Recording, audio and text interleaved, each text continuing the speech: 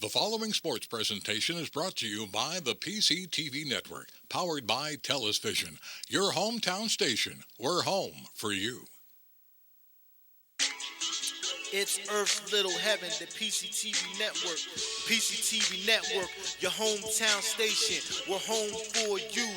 That's our slogan, but I dare adjust. And it's the truth, and it fits best. The PCTV Network, your number one source for local sports, with your favorite hosts, Bernie, Dave, Al, and Scott.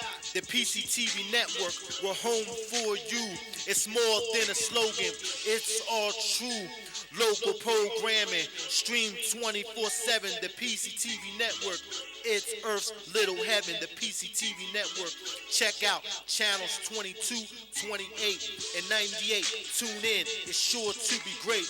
The PCTVnetwork.com, The PCTVnetwork.com, The PCTVnetwork.com, Make sure you support PCTV Network, PCTVnetwork.com, your hometown station. The PCTV Network proudly presents High School Boys Baseball.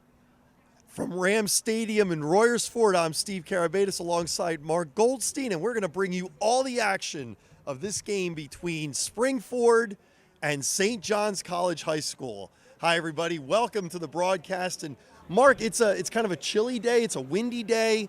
It's a non-league game. You might say St. John's might be a level above Springford. How hard should Springford fight to win this game?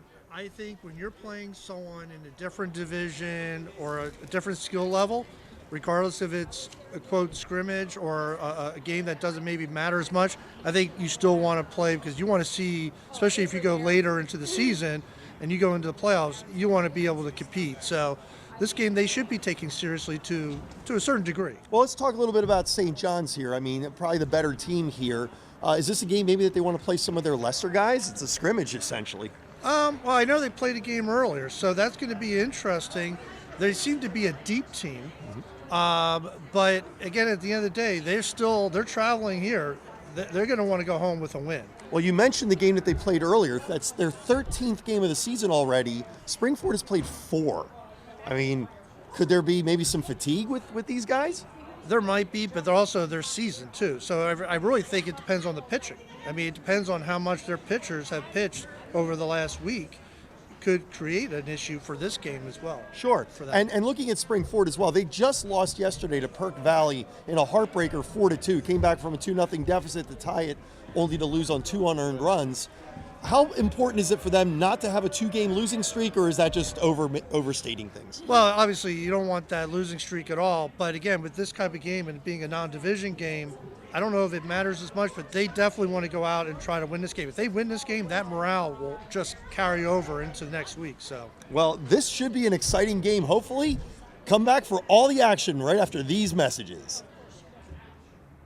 At O'Donnell, Weiss & Mattei, our team approach makes all the difference. OWM can assist in any aspect of a real estate transaction. We're here to protect your interests, representing builders and developers from a wide array of projects. We provide agreements of sale, negotiate, draft, and then provide the agreement. From multifamily to commercial shopping centers to large housing developments.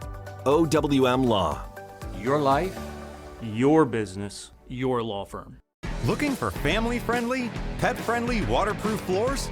Carpet One has you covered. With a huge selection of waterproof flooring, including luxury vinyl, laminate, tile, and introducing Oath by Resista, the next generation of waterproof carpets. Soft, lush, and ultra tough.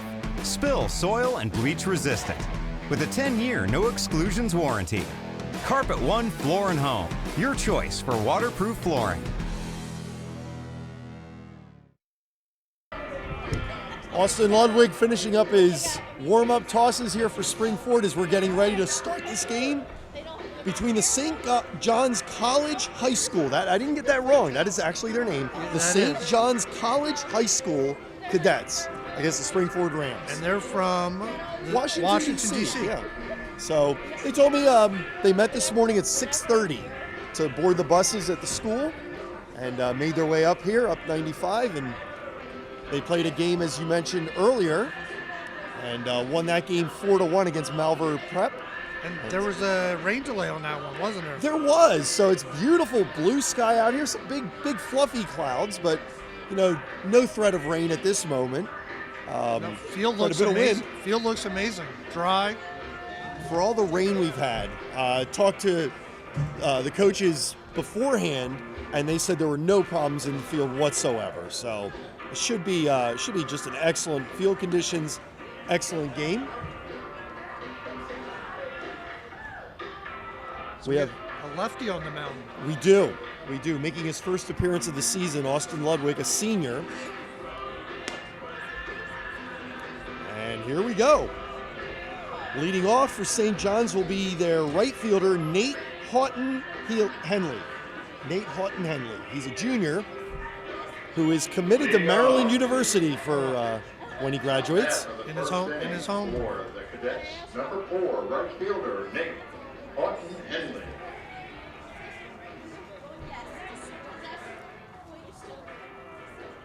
Saw Henley in the videos that I watched. Extremely fast runner. And St. John's steals a bunch of bases. They've stolen over 70 bases a year for countless seasons. So any chance he throws down a bunt? Let's see. Working from the stretch, the pitch. Well, he offered at it, foul ball. So you saw that one coming, Mark. You did a little bit of scouting on this team, didn't you? Well, third baseman's coming in a little bit more. He was playing in the dirt. He's now, on the edge of the grass. Well, the wind is howling in from right field as well, so yeah. Lift anything in the air is probably just going to die. Outside for a ball, we have 1-1. Gripping the ball will be a little tough today. It's going to be cold out there. It is, and the wind certainly isn't going to help. It's going to add a little speed maybe to the pitcher's pitches, but a 1-1 pitch. Down and in for a ball, 2-1.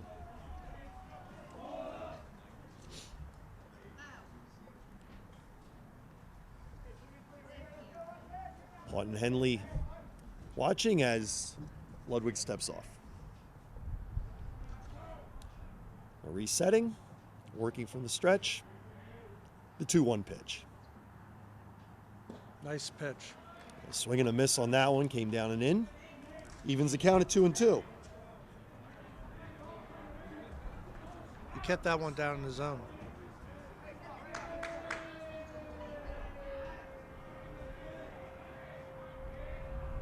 Two-two pitch. That is fouled away. Count remains 2-2. See if these batters are wearing extra gloves, because a jam shot's going to be wicked on their hands. Yeah, well, you can see the turtle apparatus there that Houghton-Henley is sporting there, trying to keep his neck warm, trying to keep any of the cold from getting down his shirt and all. So you get playing a little bit, you'll warm up pretty quickly.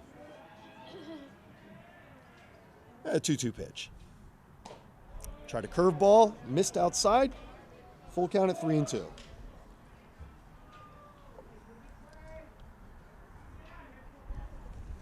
Might want to come inside on this one.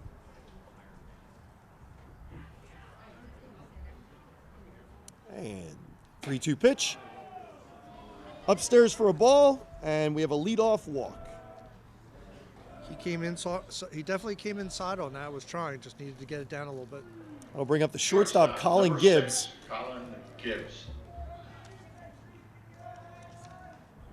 Colin is a senior, also committed to Maryland. So he and Houghton-Henley will be teammates in a couple seasons again. Showing bunt. Pulling back. Called a strike. The home plate umpire today, Mike Spirito, 24-year veteran of umpiring. His counterpart on the bases, Tom McHugh. Does him one better at 25 years, Mark. Oh, it's thrown away by Ludwig. Houghton-Henley down to second. That'll be an error on the pitcher. I am wondering about the grip. He's looking at his hand a little bit. Yeah, there was really nothing that the first baseman Whitmer could do about that. I think it just got away from him.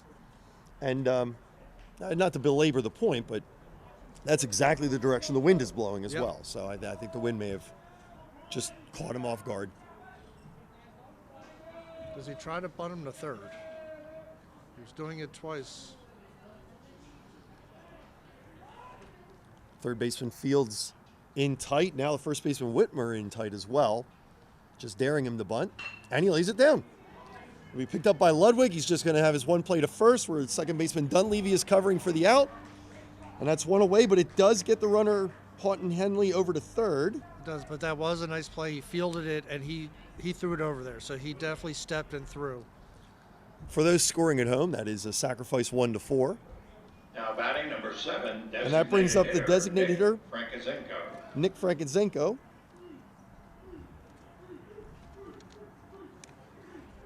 Nick is a senior, committed to Towson next year as the pitch gets away, and the first run of the game scores from Houghton Henley. So it's 1-0 St. John's College on a wild pitch. And Mark, that point you brought up about that grip really seems to be coming into play. It does. I think he was trying to throw a curve there, and I think that's really, the coldness is, sitting here, it seems like it's affecting his fingers. And as you saw here on the PCTV network, that ball actually almost hit the bat, which would have been a foul ball and would have been a big break for Springford. But as it is 1-0, that pitch is up for a ball, 2-0. He has a live fastball. I would like to see a little bit more of that, get it down in the zone, and I think he'd be fine. Frankenzenko up in the count 2-0 and watches the pitch outside 3-0.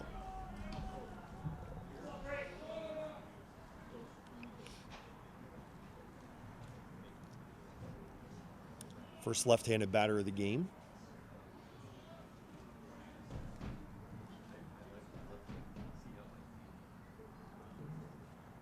And inside for ball 4. Second walk issued by Ludwig.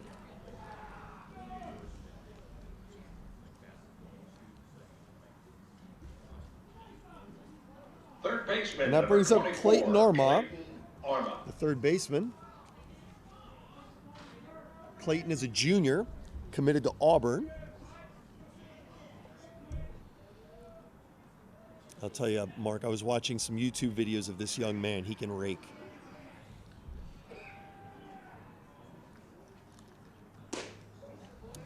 Right down the middle, strike one. Not a lot of wiggle on his bat. He seems very poised at the plate.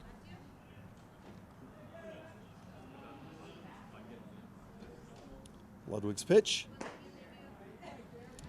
Ball low, 1-1. I like the placement of that.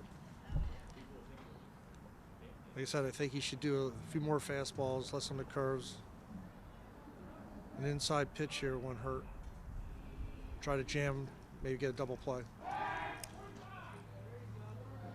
As I mentioned earlier, 70 steals a season is no big deal for this team, for this St. John's team, and certainly Springford well aware of that fact.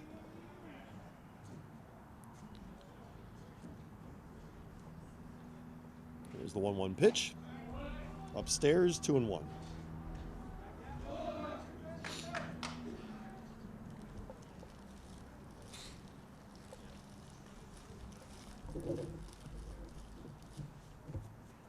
Arma looking for an opportunity to swing the bat here. Has the count to do it. Here's the pitch. He swings and lifts a fly ball into right field. Coming in hard, McVeigh drops in front of him, and the play at second is not in time. So it'll be a single. Really nice pitch and just jammed him. I mean, it's where he wanted it. Unfortunately, found the green. That'll bring up the center fielder, Brady Ruiz Weiss. With runners at first and second and one away. Ruiz Weiss, a senior, committed to Yale next season. He'll be a Bulldog. Right now a cadet. And the pitch to him.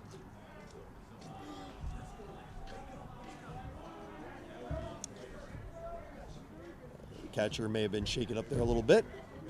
Ciccone. Pitch called a ball. 1-0.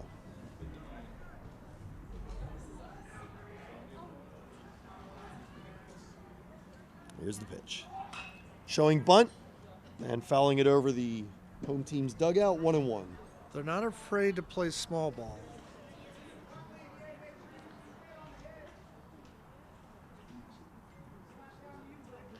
That's a type of ball that Boyertown has made famous for decades, where every player is part of the team. Ludwig's 1-1 pitch. Inside, hit him.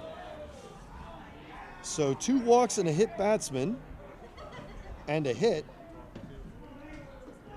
And Ludwig finds himself in some first inning difficulties with the bases loaded. And it's going to bring out Coach Rick Harrison to talk to his pitcher.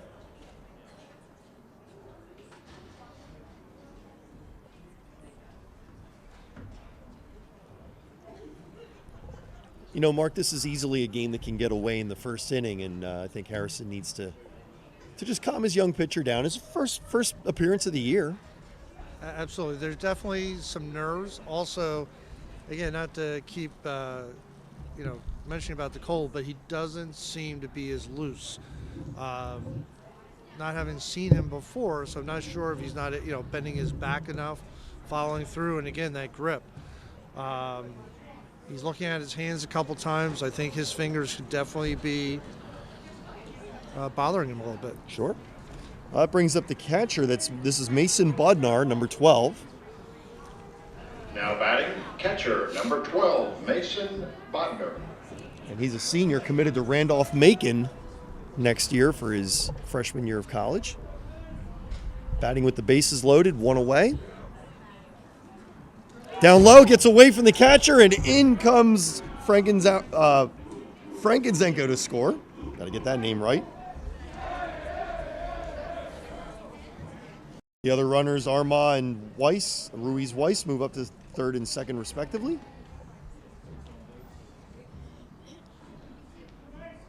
And on his second wild pitch, we have our second run of the game. 2-0 St. John's. Bodnar showing bunt, pulling back. I like that pitch show.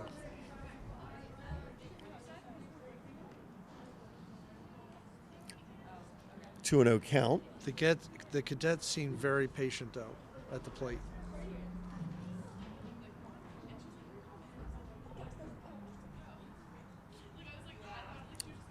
And the umpire calls a balk. And I'm wondering if he thought. I'm not sure what he thought, Mark. I'm gonna. He was going from the wide full. Yeah, I'm not sure. He's been in the stretch the whole time. Yeah, but So. he may have changed. Well, that was Tom McHugh that made the call there. And so in his 25 years of umpiring, he's seen plenty of balks, and he felt that was one as well. Again, Bodnar showing a bunt. Great block by Ciccone. That was a very well executed block. Stayed in front of it, got down, saved a run. And speaking of runs, I failed to mention it is now 3-0 with the run scoring on the balk. Clayton Armagh coming across. Brady Ruiz Weiss at third. 1 away. We have timeout.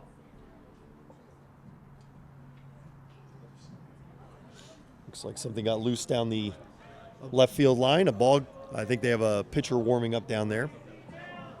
Loose ball. Just like the old stadium, the old major league stadiums where the bullpens are right on the field there. And that's ball 4 on. It gets away from Ciccone, and in comes to score Ruiz Weiss. 4-0 St. John's. Looks like the coach is coming out again. Yeah, I think this may be it. Certainly not the way Ludwig envisioned it.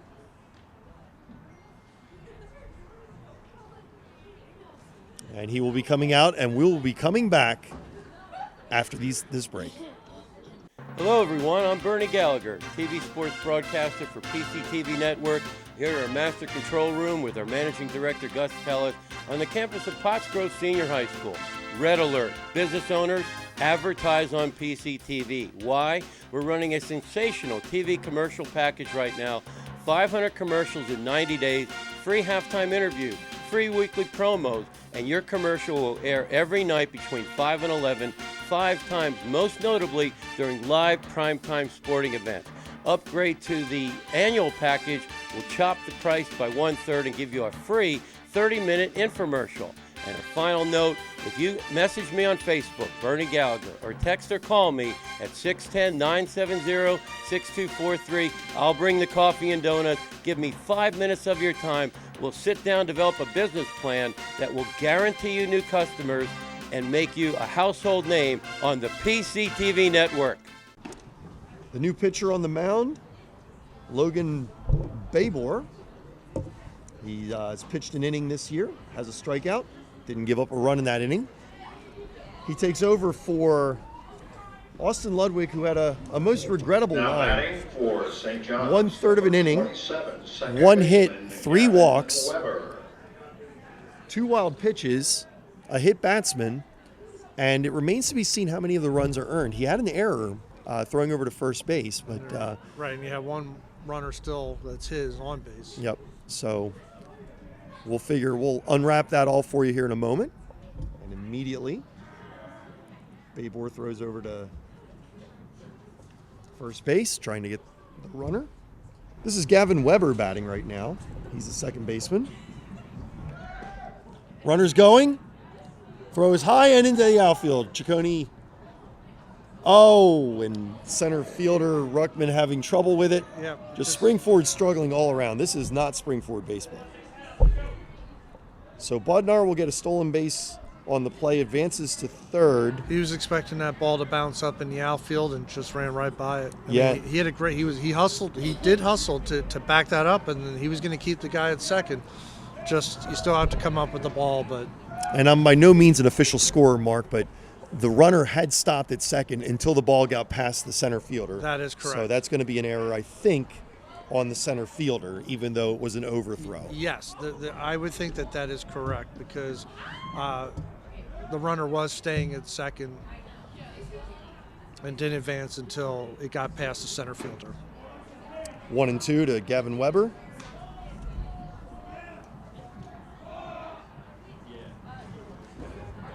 Weber, a junior, batting for the right side. 1-2 pitch. Chops at it and knocks it foul down the first base side. Still 1-2.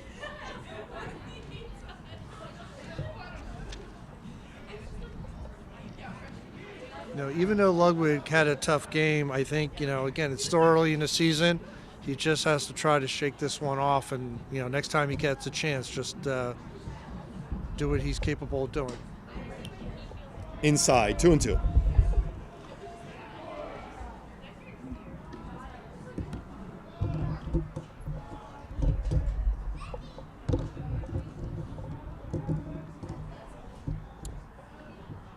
Babor pitch to Weber. 2-2. Up high, full count.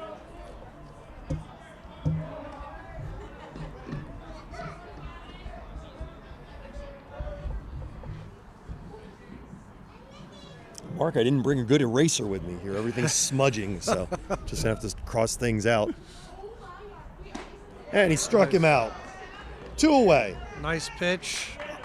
A little bit above the zone, but hard pitch to lay off. That'll bring up the first baseman, Phoenix Williams, with 2 outs. First baseman, number 3, Phoenix Williams. Babor trying to minimize the damage here.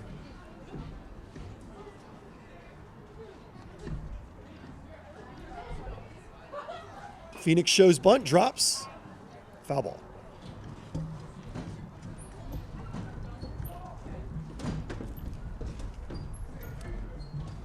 Well, Mark, you're not kidding. Like, every one of these guys is squaring around. Yes. They are not afraid, and when they do, I mean, their mechanics and where their hands are, how they hold the bat, very mechanically sound. The 0-1 pitch to Williams. Strike 2. Quickly ahead 0-2. Babor looking to get out of any further damage.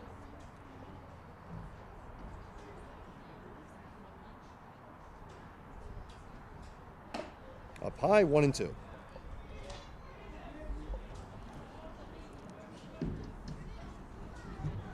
Shortstop should be prepared because he's looking that he might slap it. Williams, a senior, has not committed to any college for next year. Oh, that was a 2-2. That was a heck of a pitch to take, and that was a good curveball. That was.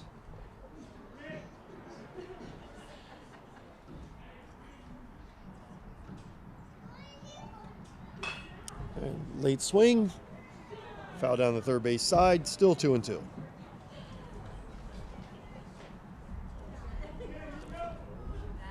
I don't know, I would like to see the shortstop come in a little bit. You got a lefty, and he's going to slap it that way. 2-2 pitch. Up high, and it's a full count.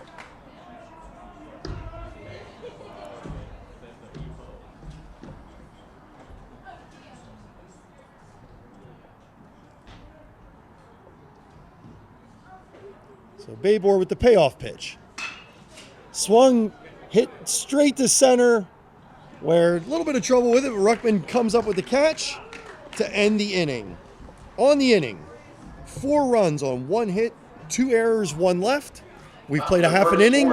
It's 4-0 Cadets. Butter Valley Golf Course, conveniently located in the quiet rural setting of Valley, PA, just off Route 100. One of the nicest, most affordable 18-hole course in the region. With changing elevations, challenging greens, and scenic fairways, golfers of all ability levels are sure to enjoy their round. Butter Valley Golf Course is a great place to enjoy the game of golf with friends or family, young and old alike. Grab some buddies and grab a meal at the Runway Grill before or after your round. Butter Valley Golf Course.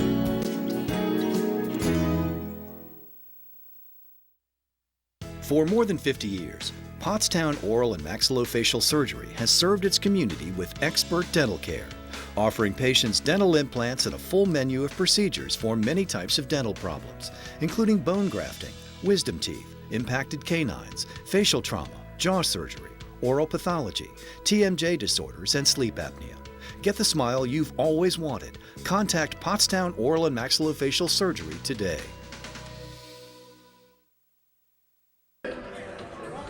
David Ruckman, the center fielder who just made the catch to end the first inning, leads off the bottom of the first with his Springford Rams down 4-0. Hayden Kaliz on the mound. And his first pitch of the game is a strike. They just need to chip at it. They don't need to, you got it's a lot of game left yet. So Springford can still, fouled away, 0-2. Chip at it and get back in the game. Ruckman comes into the game batting .364 on the young season. He's played in 3 of the 4 games, going 4 for 11. And the pitch, fouled away, still 0-2.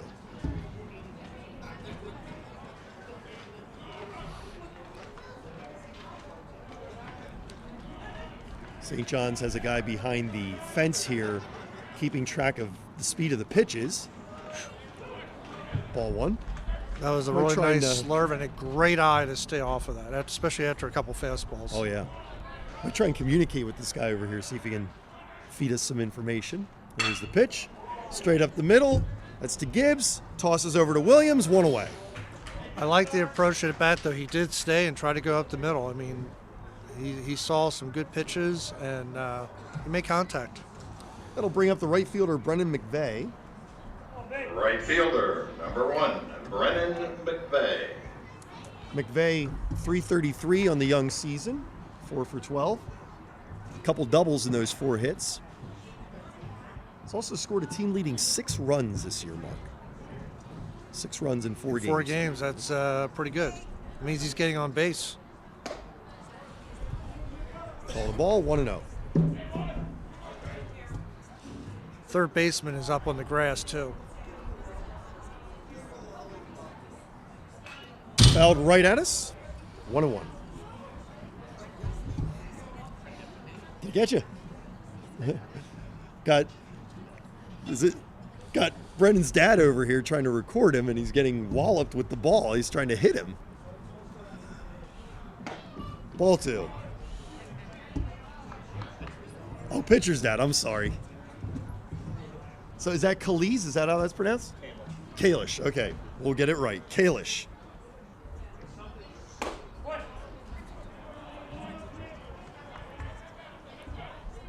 Three and 1. The count on McVeigh.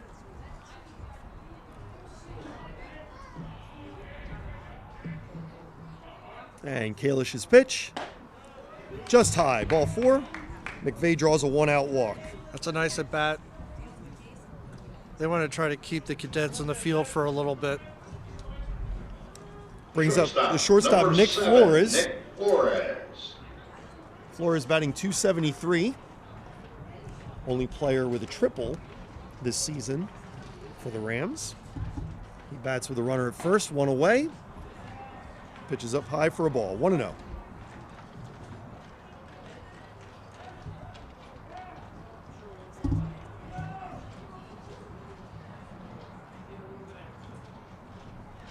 Kalisz working from the stretch.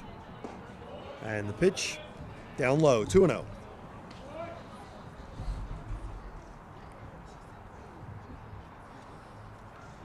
He's not having a problem gripping that ball because that ball is dropping. Throw it over to first. Got a nice move. That was a very nice move. Phoenix Williams over at first base. Picked that ball up. Tried to tag McVeigh. Up high, and it gets past the catcher Bednar. And down to second goes McVeigh. So again, as I said, we are not official scorers here, but Mark, I'm going to call that a pass ball. Yeah, that was definitely. And it's a 3-0 count. I mean, it was up and in, yeah. Up and in, but Still catchable.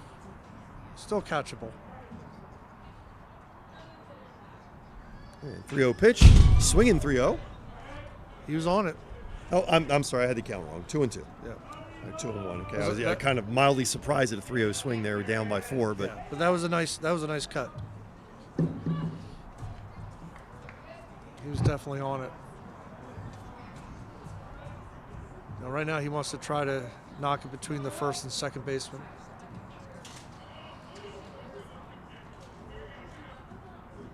yeah. And they got the out at first. Kalisz goes to Williams. I think Bednar thought they might have had a play at third on McVeigh, but smart play by him just to take the out at first. He did look at him, but now batting number 27. You're up 4-0. Get that out. Whitmer. And you can see yourself out of the inning here. Yeah. Jake Whitmer, the first baseman, number 27, batting. He's a junior, batting .333, 3 for 9 on the season with 2 doubles. There's been a couple wild pitches past ball, so the runner at third has to be on his toes. And Kalish's pitch. Called a strike.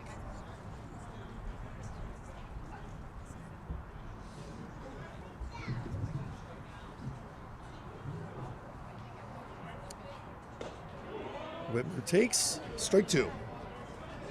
Caught that outside corner. So Kalisz quickly ahead 0-2 on Jake Whitmer.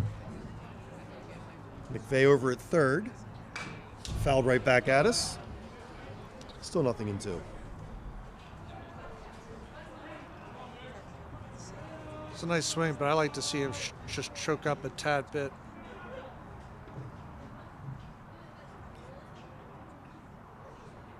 And the pitch reaches down over to Weber. who throws to Williams for the out, and that gets him out of the inning. So, for the inning, no runs on no hits, no errors, one left. We've played one inning. It's 4-0 Cadets. Hi, I'm Joe, and this is Chris, and many of you know us. And we'd like to welcome you to our new showroom here at 618 North Reading Avenue in Boyertown, where we offer Kohler faucets, Moen faucets as well, vanities, tubs, and many accessories. Here we have an operating, high-efficiency, Energy Star rated American Standard furnace combined with a variable speed AC condenser. Let us install one today to start saving you money throughout the heating and cooling season. Here at Patriot, we now offer kitchen and bath designs. So come visit us today at 618 North Reading Avenue or visit our website at www.patriotnp.com. Yakalak Construction, serving the Tri-County area since 1946. Family owned, free estimates, all types of concrete work, sidewalks, foundations, steps, curbs, and more. Professional service and quality. Give them a call, 610-323-8134. Number 9. 4-0 St. John's College High School over Springford here as we enter the top of the second. Nick Felton, the 9-hitter, will be batting for St. John's. He's their left fielder. And if Springford can get a quick inning here, their morale will change. Their approach at the bats last inning was really positive. So let's see what they can do now. Babor's pitch to Felton is a ball, 1-0.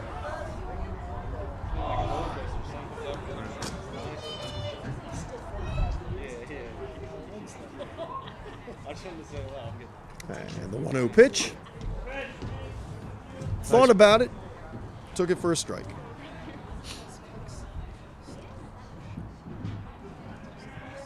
Good place to put the ball. 1-1 pitch. Swing reaches out and pokes a single just in front of Westcott. That was a nice pitch, but very good hitting. So Felton is a leadoff base runner at first base, and that'll bring up the leadoff hitter, Nate Houghton Henley. Can't read my own writing, Mark. Sorry about that. Houghton Henley walked and scored his first time up. Are we going to see a bunt here? Yeah. Definitely going to square around, see what happens. Fields way in at third base. And, I like the fact that they're around to start. They come around early to show that bunt, just like you're supposed to. In a true sack, situation. Houghton Henley turns, grounds it right up the middle. Probably a good thing that it wasn't fielded as it goes through Babor to Flores to Whitmer. The fact that it went through the 5-hole did him a favor. I don't think it touched him. No. I don't think. We're going to call it a 6-3 double play. Shortstop, number 6, Colin Gibbs. And if you watch this at home and you see something different, then call it a 1-6-3. Colin Gibbs now batting. He sacrificed earlier. Give the shortstop credit. That's a slow roller that almost hits the pitcher. He stayed on it, and he made a really good turn. Yeah, really, that was the best result that Springford could have possibly had on that play. 2-0. It's a good pitch.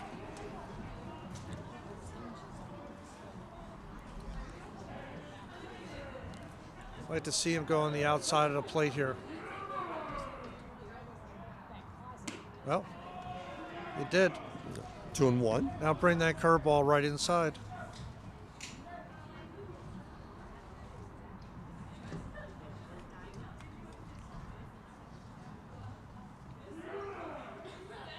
I pitch to Gibbs. He smacks it in the center where Ruckman is right there, and that's the final out of the inning. So on the inning, no runs on one hit, no errors, none left. We've played 1.5. It's 4-0 St. John's. At Superior Credit Union, we believe in growing stronger together. So we provide products and services to fit your financial needs and accommodate your busy lifestyle. With convenient services like home banking, e-deposits, account alerts, and a free coin counter for members. Come see why Superior Credit Union is growing. Visit any one of our 3 locations in Collegeville, Royersford, and our brand new location in Pottstown. Superior Credit Union. At O'Donnell, Weiss & Mattei, our team approach makes all the difference. Anyone entering a nursing home really should consult with an elder law attorney to see whether Medicaid is the appropriate option for them. It's really important to make sure that you have someone that's familiar with those rules, that works with those rules on a daily basis, that can guide you through the process. I specialize in elder law because I enjoy the clients that I work with, and I really like helping them find solutions for their problems. OWM Law. Your life, your business, your law firm. Micah Seitzinger will be leading off for Spring-Ford as they are down 4-0. But Mark, as we were talking during the break, number 9 hitter reaches base as a leadoff hitter. Could have been very damaging. Got the top of the lineup coming up, and Spring-Ford got out of that. I think this has got to be a big morale boost for them. They had good at-bats the first inning, and then getting out of that inning with some really good defense and some good pitching. I think we'll see hopefully a little boost and a little turnaround and some energy. So Micah Seitzinger steps in. He's batting .200 on the season, 2 for 10. Takes a strike to start. Micah's got a 3 runs scored and a couple batted in on this young season. Wasting no time, 0-2. Got some news also during the half inning that Kalish is tickling the gun at 87, 88 miles an hour with his fastball. And that breaking ball has got to be close to like 75 to 77. I mean, it's they're a world really of difference. Yeah, he controls that speed really good. 1-2 pitch, fouled away. But these Spring-Ford hitters are being patient and staying in there so far.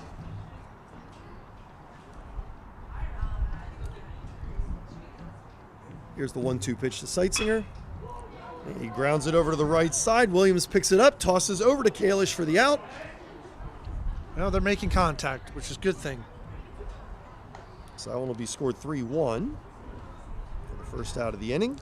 I felt that on my hands, though. I think he got jammed a little bit. Oh, yeah. Number 16, catcher Ryan Ciccone. My hands are hurting after that. That'll bring up the catcher, Ryan Ciccone. Ciccone is a senior. 2 for 6 this year. 4 batted in. And the pitch is up high, 1-0.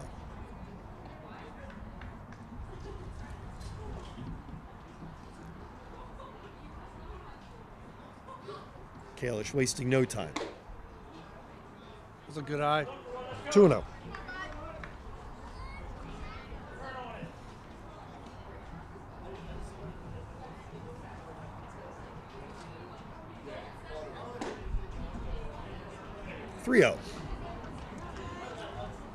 So Ciccone works a 3-0 count. I'm going to guess he's going to at least take one. Maybe take a second one. Takes the one, as you said, right down the middle. You know, you want to get base runners right now? I might take a second one. His control's been pretty good, though, but... He did take a second one, and it is called strike 2. So we have a full count. 5 pitches. Ciccone has not moved the bat off his shoulder. Just my opinion, I would love them to shorten up on their on the bat a little bit. But. And he never removes the bat off his shoulder as he works a 6-pitch walk. So Ciccone's a 1-out base runner for Spring-Ford. That'll bring up Aiden Dunleavy. He's the second baseman, a sophomore. 4 for 9 this year. That translates to 444. And we got a runner coming in for the catcher, a courtesy runner. It's TJ Schultz. Number 17, TJ Schultz. So Ciccone will be allowed to re-enter in this game. They do that as a courtesy to so that the catcher can get his gear on and not have to wait between innings for that to happen. Dunleavy fouls it off for a strike. 0-1. Not sure if they've been doing a lot of running, but maybe do a hit and run just to get something going. I mean, there's a big gap between that first and second baseman, so probably heard me say it once, say it twice, shorten up that swing. Yep. Tossing over. That's a good move. It is a good move. He has a very good move. Schultz knows it now, too.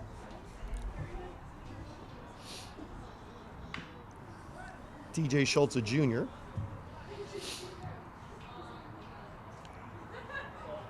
No steals on the young season as of yet. Springford only has 4 steals so far in 4 games. Brushed him back a little bit. 2-1 to Dunleavy. I think he's setting up that curveball.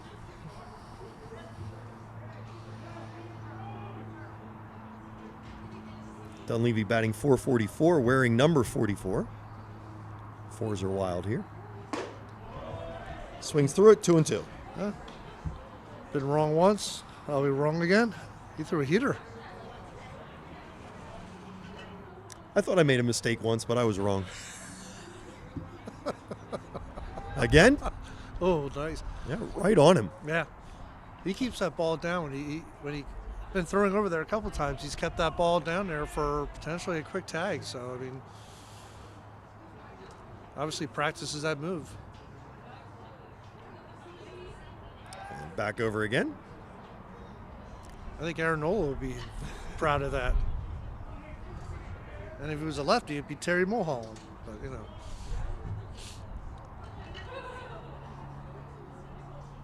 And Kalish's 2-2 pitch. Swing and a miss. Dunleavy strikes out. That's the second out of the inning. That'll bring up Brett Westcott with 2 outs. The left fielder. Now batting number 11, left fielder. He threw that high heater. He kept the ball up. No matter what level you are, it always looks good. Westcott batting .250 this season. 2 for 8 with a double. Squares to bunt, pops it in the air. Bednar calls it and catches it for the final out. So, on the inning, no runs on no hits, no errors, and 1 left. We've played 2 complete. It's 4-0 St. John's. Welcome to WQ Diner, located here on Route 100 and King Street in beautiful Pottstown. I'm William Quinn, owner here at WQ Diner. We serve the freshest ingredients, all homemade food with exceptional service. We're open daily, 7 days a week, 5:30 a.m. to 11 p.m. Breakfast all day, full menu available all day with homemade food, the best ingredients, and exceptional service. Take a pick from our large assortment of gourmet desserts, baked fresh daily. WQ Diner, the finer diner. I'm William Quinn, owner. Look forward to seeing you soon. Thank you. At O'Donnell, Weiss & Mattei, our team approach makes all the difference. With special needs planning, what I can do with families is help to make sure that in the event the parent no longer is there to finance the care of their child, that there's a trust available or other people available to make decisions for that child. I really like working with my clients, I like coming to work, and I really like helping them find solutions for their problems. OWM Law. Your life, your business, your law firm. We move to the top of the 3rd inning here with St. John's leading 4-0. And they will send Nick Frankizenko to the plate. Leading off the top half of the 3rd inning for the Cadets. Nick walked his first time up in the 1st inning, scored. Frankizenko was on first when the pitcher... I think we got to credit the fans. I mean, there's some fans some out diehards here. Yeah. Having their blankets covering them. As I was saying, the pitcher Ludwig threw to first base, threw high, and he moved on to second and eventually would come in to score.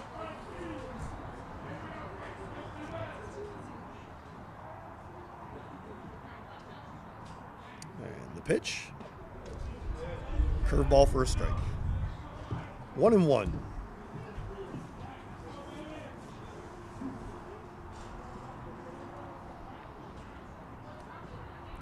1-1 pitch by Babor.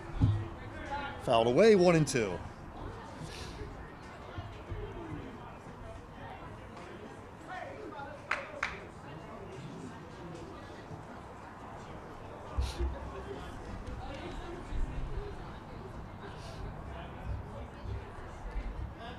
And Babor's 1-2 pitch, fouled away.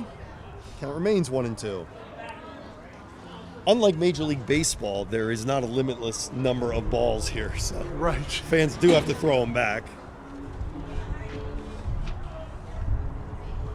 And hopefully none of the cars get banged up. Yep.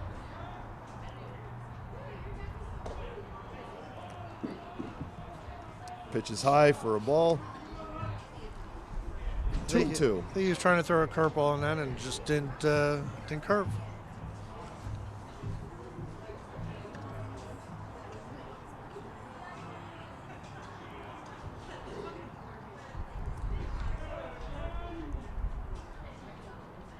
Babor's pitch to Frankizenko. Full count. Is he baiting him here on that pitch? That was 2 of them. Yeah, Or a does couple or did- hooks. Yeah, or does he come in with a fastball? A 3-2 pitch. Popped him up.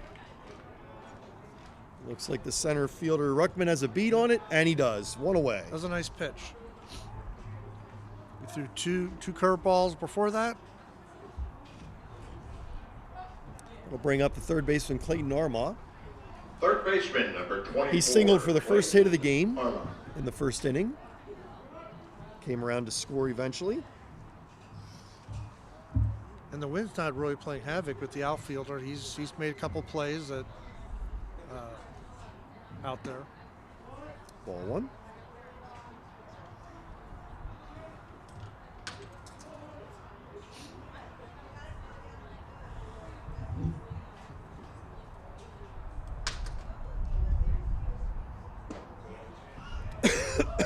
Called strike. 1-1. He's not afraid to throw that curve.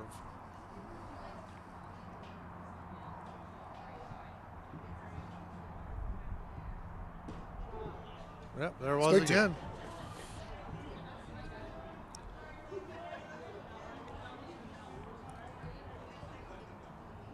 Mark, I Yeah. failed to give this earlier, but the game time temperature is 51 degrees. Should have given that at the first pitch. And the pitch. Oh, that's a very nice pitch. He baited him with the fastball outside. 2-2 to Armaugh. So I think you either go curveball outside or you bring that fastball in and jam him.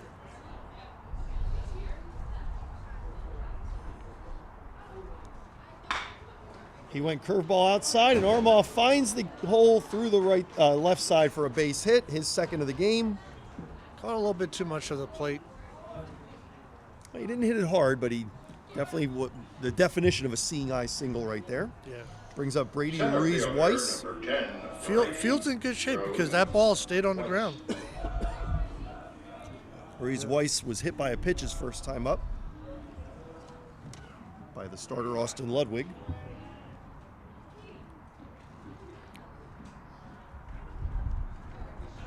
Now facing the reliever Logan Babor. And the pitch. Definitely slide step there. Like you mentioned earlier, the Cadets like to run, so he made it pretty quick to the plate. Cadets have 1 steal in this game.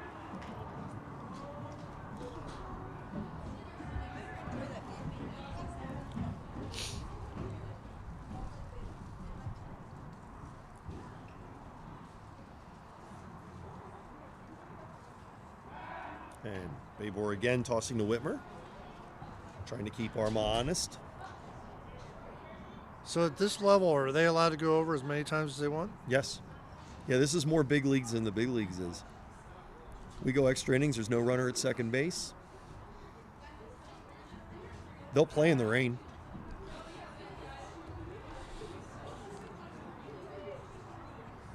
I know you were down at opening day down at the Citizens Bank Park, but the day that it was rained out, They could have definitely Didn't rain. played. It was colder, for sure. You had a nicer day when you went down Friday, but they could have absolutely gotten the game in on Thursday. Yeah, Friday was a much nicer day as far as no rain, but the wind was still brutal. And as was the result. 1-1 the count. And the pitch. Up high, 2-1.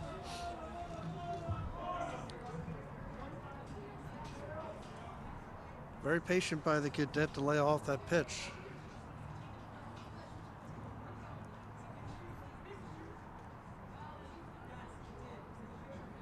Babor's 2-1. Instead, he tosses over to first. Yeah, with only being a 4-0 game, there's no reason that the cadets aren't thinking about running. Yeah, this game has settled down. It was really looking their way, fouled away. Evens the count at 2-2. It was really looking their way, and it's just kind of settled down into a lull now. Yep. And we saw it last inning, and Springford is one swing away from a double play and out of this inning as well. So certainly the cadets want to try and do something. That was It was a pretty that good was move. a very there. nice move. Mm-hmm. Just can't figure out if he's going to try to run or not. Really hasn't shown any signs of it. And he's not going. Oh, he is going. Delayed. A delayed steal, and he is out. A Ciccone with a seed to Flores. He had a huge lead, stopped in the middle, and did the delayed steal, and the catcher threw a dime. He did. So it's a full count. Nobody on base, 2 outs. And the pitch. And it looks like it's going to get out of the park, and it does. Still full count. Or as I've been told by some very stickler umpires, a 3-2 count. There's no such thing as a full count. You all at home know what I mean.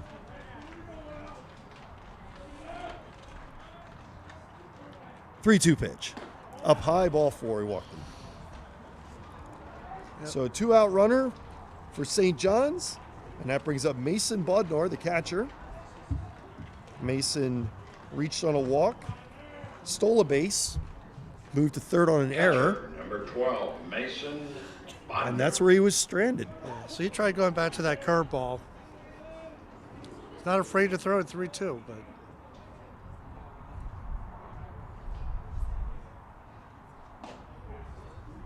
we'll see if Ruiz Weiss tries to move. As Bodnar takes a strike, 0-1.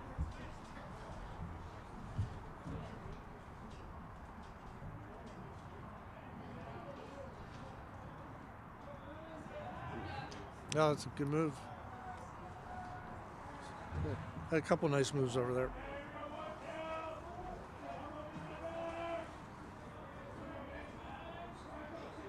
Mark, when you think of the level of ball, Mark and I are in our mid-50s. When you think of the level of high school ball today compared to what we had when we played, these kids would crush us. Yeah, these kids seem bigger. I don't know how. They're building kids a lot faster than they used to, and bigger. Well, they're playing a lot more. Sports are more just one sport at a time. Pitch is low. Your 3-sport athlete isn't as, I guess, prevalent as it used to be. Yeah. When we played in our day. It's interesting to note, though, that some of the bigger superstar athletes did play multiple sports, where the guys that kind of stick to one sport tend not to get as far. Oh, you need that. If you play basketball, it's all that eye-hand coordination. The different sports give you different speeds and different abilities, and your big-time coaches, well, they'd rather the athlete who's played 3 or 4 sports than just one who's focused. And the pitch. Runner going. Throw down to second. Get back up by the shortstop. It was. Flores tried to fake Ruiz Weiss, to no avail. So give Ruiz Weiss a stolen base. Now we have a runner at second. Pitch was called a ball, so it's 2-2.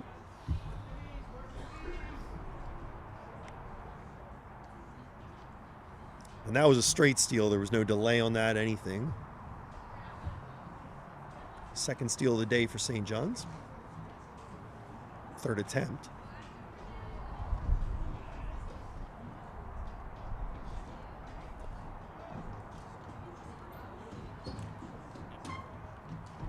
And Babor's pitch.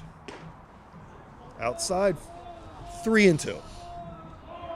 I almost said it, Mark. Almost. 3-2. I want to see you say it loud enough that the ump looks at you. Full count.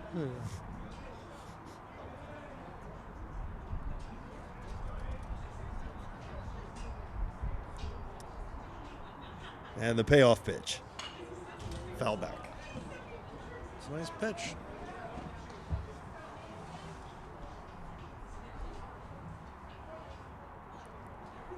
Kevin Weber on deck if Bodner should reach. We'll keep this inning alive.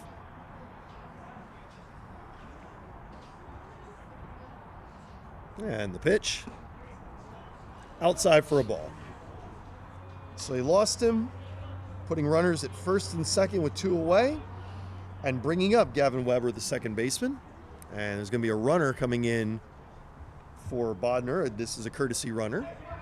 That'll be Adam Truck. Buckle down here. You can still get out of this inning. Truck, a senior, committed to Duke next season. He'll be a Blue Devil.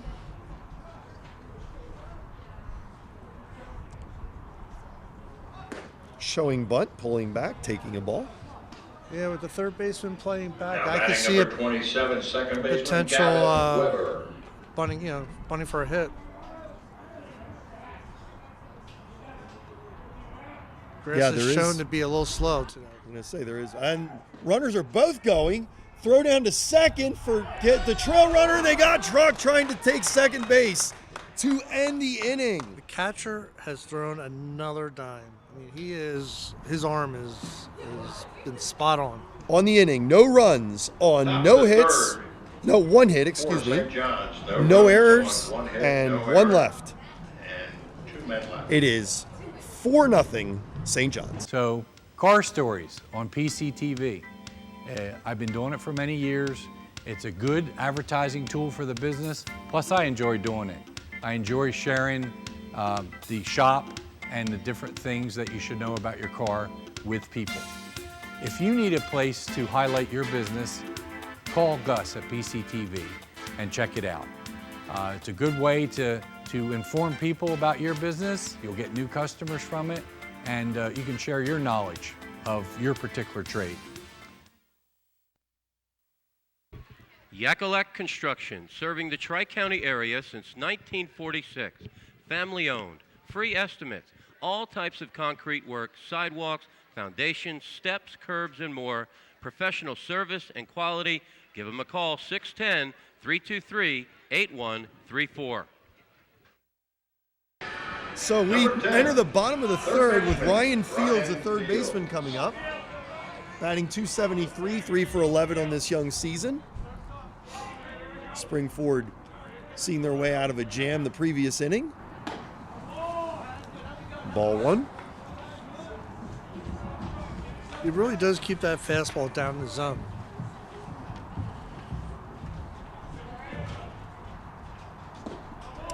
Strike swinging, 1-1. I think that might have been a changeup.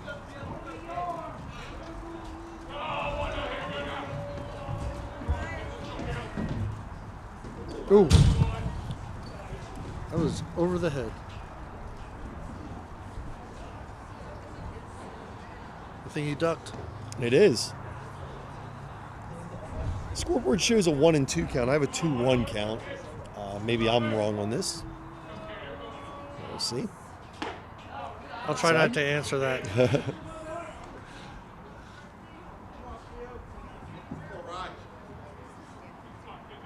Again, I have 3-1. It has 2-2. Let's see who's right.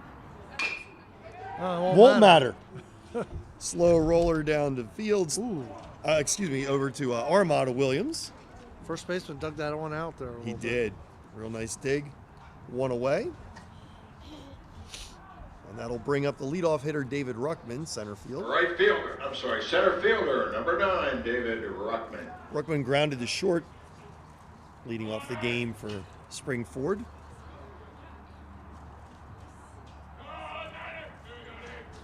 And pitch. A strike.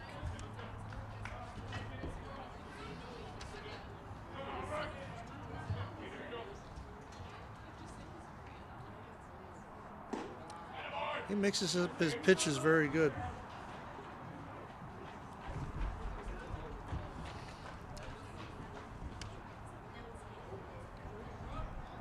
I'm not sure, but I'm thinking he has about 3 pitches. And lined up the middle, base hit. So Ruckman, a 1-out base runner. He stayed back nicely on that fastball, and like you said, just take it right up the middle. Don't do more than you need to. Right fielder number 1, Brennan McVeigh. Brings up Brennan McVeigh. That was a good piece of hitting. McVeigh walked his first time up. He was stranded at third. He's shaking his hand at first base. That hit definitely twinged his fingers. First pitch swinging. Hit Well, that could be right down the line and called a foul ball.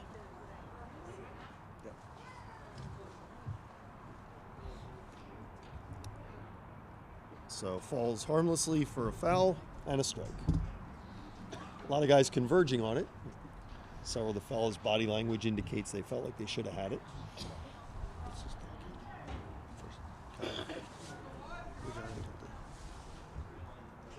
David Ruckman on first. Yeah, he's definitely shaking his hand a little bit. I guess, when you're hitting a 80-plus mile-per-hour fastball and probably less than 51 degrees right now, you're going to feel it. Yeah, the real feel is sub 51. And they're using these metal bats, and regardless of the technology, it's gonna sting the hands. And grounded to second. Weber throws. Oh, it's dropped by Gibbs. Took his eye off the ball. So that's going to be an error on Gibbs.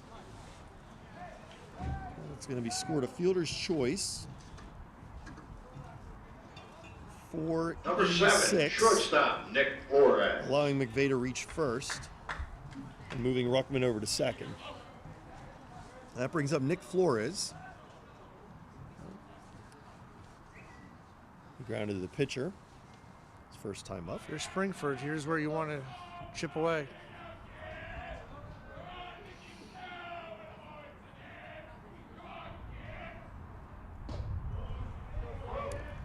If you're the hitter here, this is where you really want to hit between the first and second baseman, and that should score a run. As I mentioned earlier, Flores has the only triple this year for Springford, and that right now would cut the lead in half. There's the pitch. Down low. Gets away from Bednar, and each runner moves up a base. Now you definitely want to hit toward right field. So scratch the triple. Flores has 2 singles this year as well, and a simple single might score 2 runs.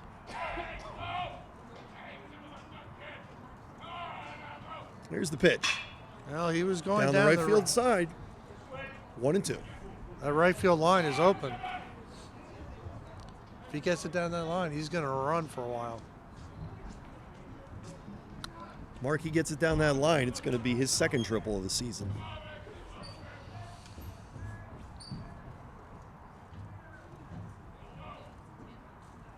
Here's Kalish's 1-2 pitch. Up high, 2-2. That's a good take. That ball was looking like it was going to break and just stayed up in the zone.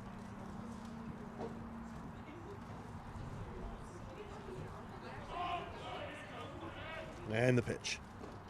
Down low, gets away from the catcher. No runners advancing, though. Yeah, it didn't go far enough. But we do have a full count.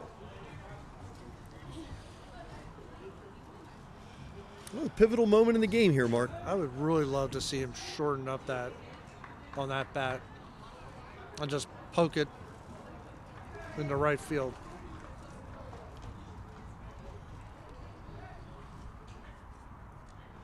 Change the complexity of the game if he could do that.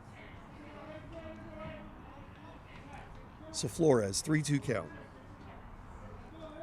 Kalish looking in for the sign. The stretch. The 3-2 pitch.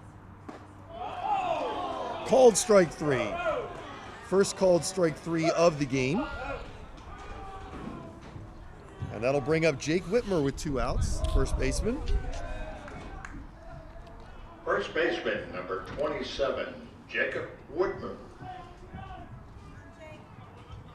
He grounded to second his first time up, ending the first.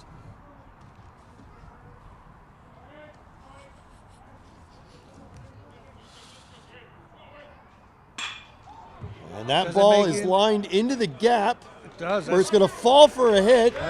Felton falls down. And that's a 2-run, 2-out single by Jake Whitmer. Springford is on the board, 4-2. That is a big at-bat with a questionable call on that last at-bat. That's the morale could have been different, and good piece of hitting. Designated hitter, Micah Seitzinger. So Micah Seitzinger comes up now with a runner at first. 2 away.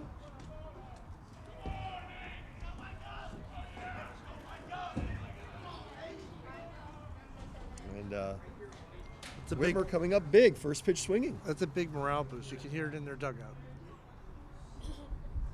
I don't think Felton falling made a difference there. No. Whitmer was going to get a double on that regardless. But With 2 outs, he was running.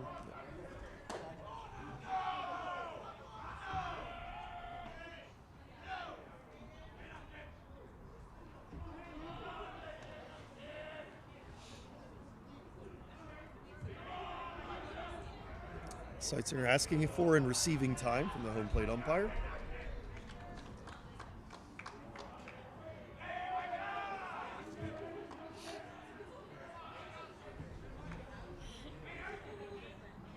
So let's reset the game for you here. 4-2 St. John's.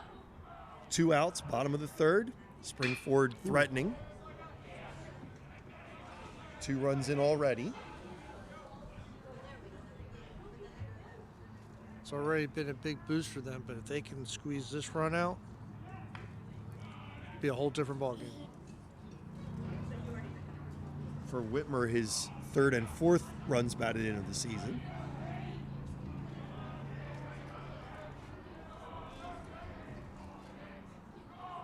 I'm going to pitch to Seitzinger. Fouled back, 1-2. Way to waste that curveball.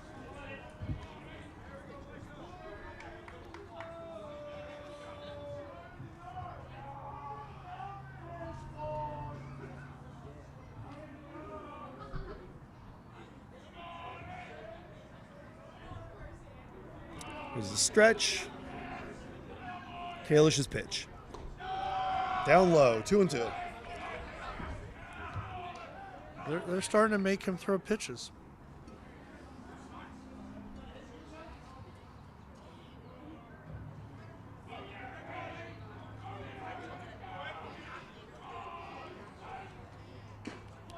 And he tipped it and held by the catcher Bednar. Heck of a catch, heck of a play by the catcher there.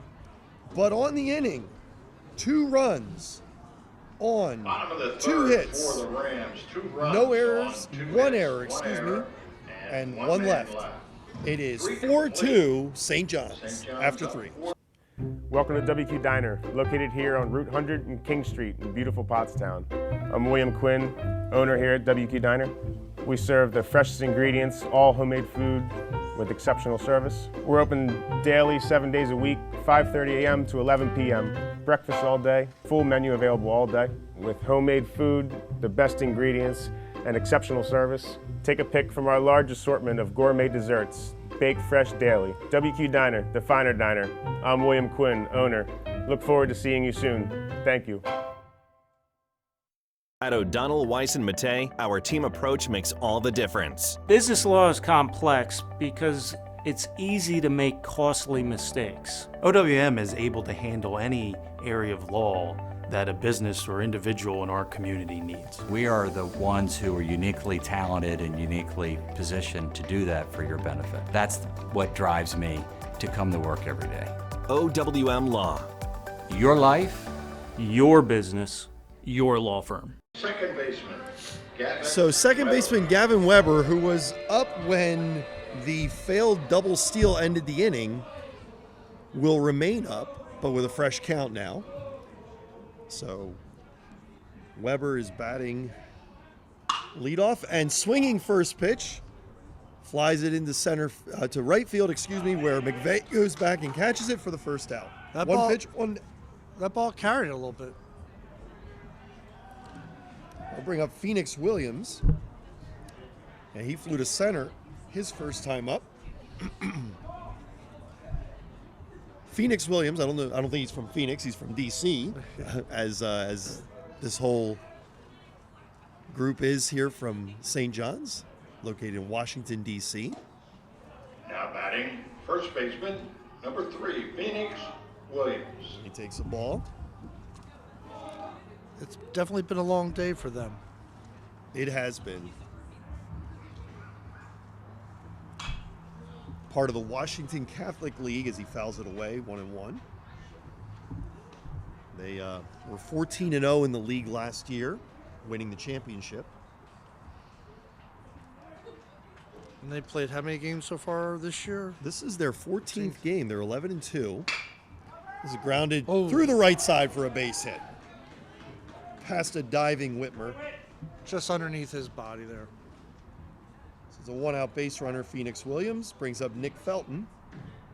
He singled his first time up. Number 9, left fielder, Nick Felton. Valiant effort. Got his uni dirty.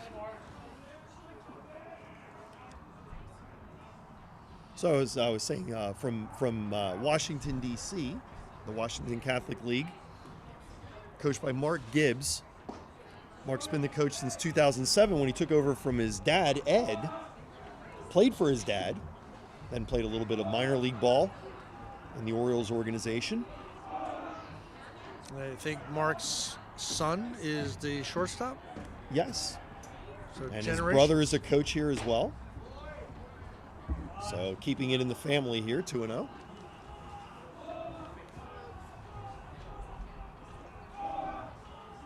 Gibbs, with his victory in the game before this, has 380 wins since 2007, since that first season when he went 23-6 and hasn't looked back.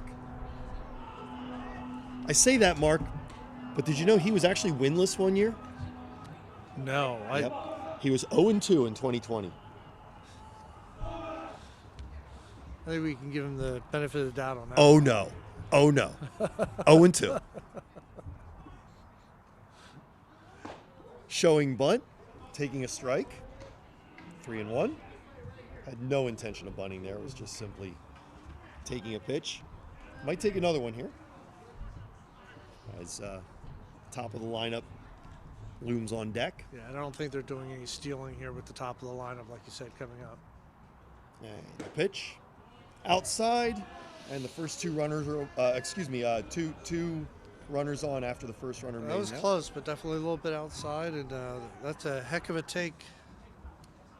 That'll bring up Nate Houghton Henley, the right fielder. He's 0 for 1 with a walk and a run scored. And that'll bring out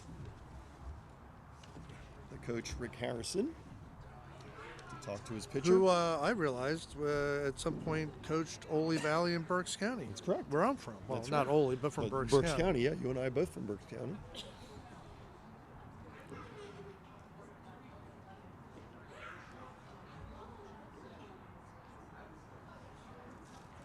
Well, Babor came in and definitely settled this game down. He did. 4 runs in, a runner on first, 1 away, and got out of the first with no further damage. And he's pitched well. He's pitched one inning this season so far. So he's given them what they needed to stay in this ball game. But now they got to try to get out of this. Well, with the top of the lineup here and 1 away, double play ball doesn't seem likely, but would certainly help.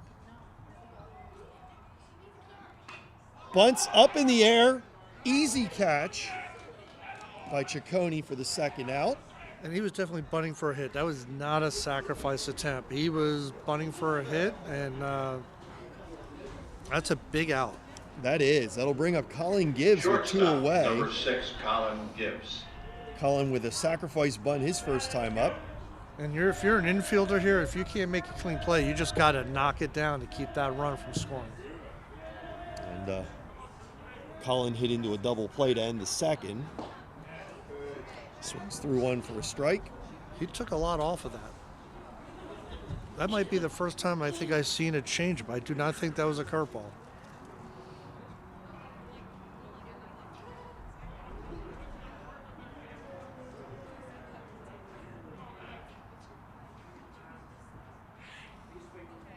And the pitch outside.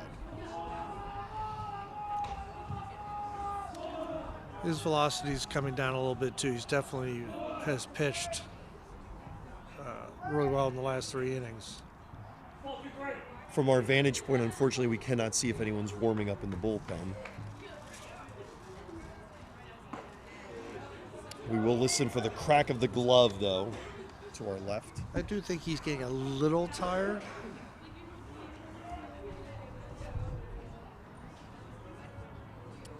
He's got a 2-1 count here on Gibbs.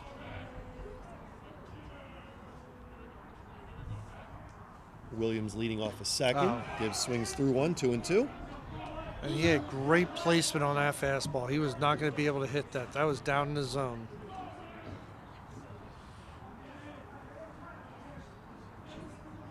I would like to see him throw another fastball down and in. Time up.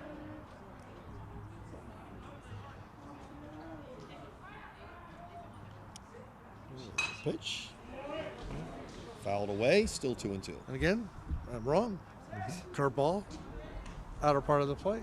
Well, Flores tried sneaking in behind Williams there, and Babor went ahead and threw home, and it almost seemed like Gibbs was trying to punch it through that vacated hole where the shortstop had abandoned, but to no avail. Still 2-2. Babor's pitch. Down low. Good scoop by Ciccone. Full count. And for all the deep counts we've had, Mark, and all the base runners we've had, for the first time all game, we are going to see a pitch in which the runners are breaking on a 3-2 pitch. That is true.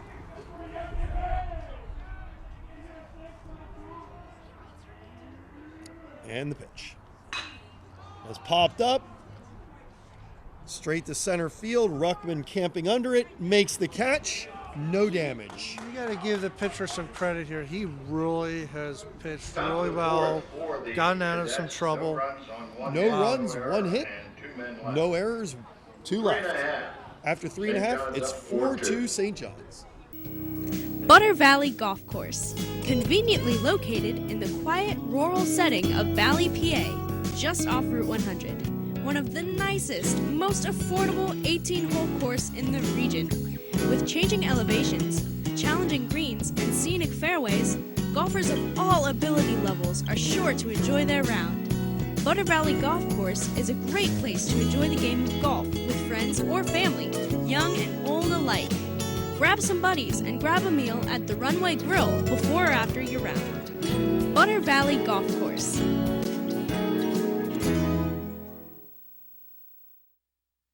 Looking for family-friendly, pet-friendly waterproof floors? Carpet One has you covered. With a huge selection of waterproof flooring, including luxury vinyl, laminate, tile, and introducing Oath by Resista, the next generation of waterproof carpets. Soft, lush, and ultra tough. spill, soil, and bleach resistant. With a 10-year no exclusions warranty. Carpet One Floor and Home, your choice for waterproof flooring.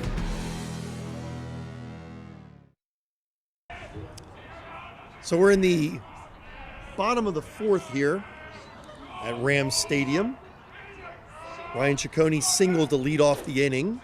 TJ Schultz in as a courtesy runner for him.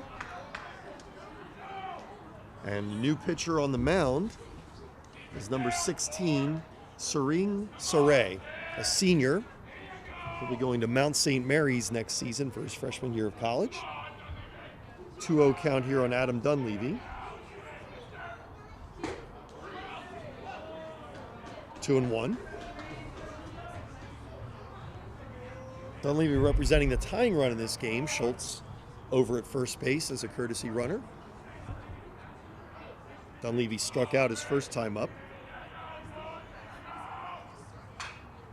Fouled back, 2-2. Ciccone's single was a line drive over the second baseman's head. So he's 1 for 1 with a walk today.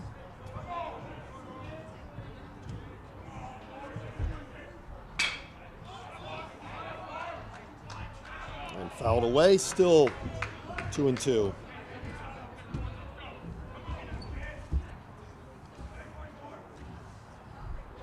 Saray, the second pitcher of the day for St. John's. He looks in, and the pitch. Down low, gets away, and Schultz will move down to second. Pretty nice throw there by Bednar, but Schultz safely in under the tag.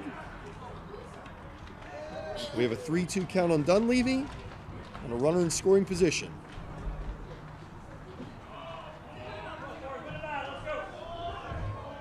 Saray trying to settle down, looking in, and a pitch to Dunleavy. Inside, gets away again, taking a risk at third base, and out at third base is Schultz. It's the second time Schultz has been erased on the base paths in this game. Maybe I should have stayed away. Welcome back, partner. We had technical difficulties. You got abducted by aliens. It was a strange half inning. And obviously the aliens didn't like me because I'm back. So officially, Schultz is caught stealing 2-5 batting number 11, for the first out of the fielder, game. Brent Westcott. First out of the inning, excuse me. Brett Westcott comes up. Popped out to the catcher on a bunt attempt, his first time up. Dunleavy on first base, forced back.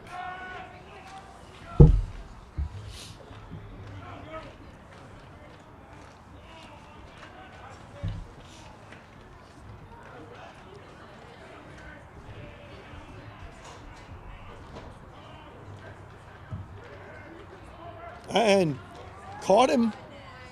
Down to second. Wow. So it'll be a caught stealing 1-3-6 on Dunleavy. And just like that, 2 caught stealings, 2 outs. Definitely being more aggressive. I think the first batter that was thrown out at third, if he hadn't hesitated, he might have made it. But that's still tough when you're in between bases. Yeah, what was tough about that especially was that the ball bounded to the left side. Correct. And gave Bednar a very clear view. And a real easy play for Armagh down there as soon as he got the throw. Good throw by Bednar, but easy play for Armagh. Both catchers on both teams have really good arms. 1-2 on Westcott.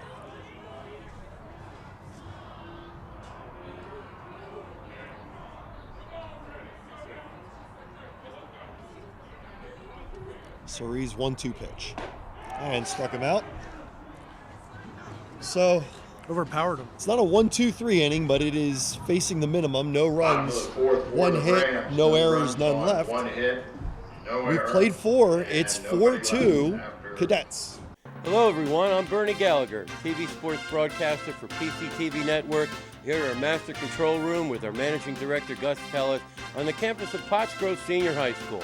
Red alert. Business owners, advertise on PCTV. Why? We're running a sensational TV commercial package right now. 500 commercials in 90 days, free halftime interview, free weekly promos, and your commercial will air every night between 5 and 11, 5 times, most notably during live primetime sporting events.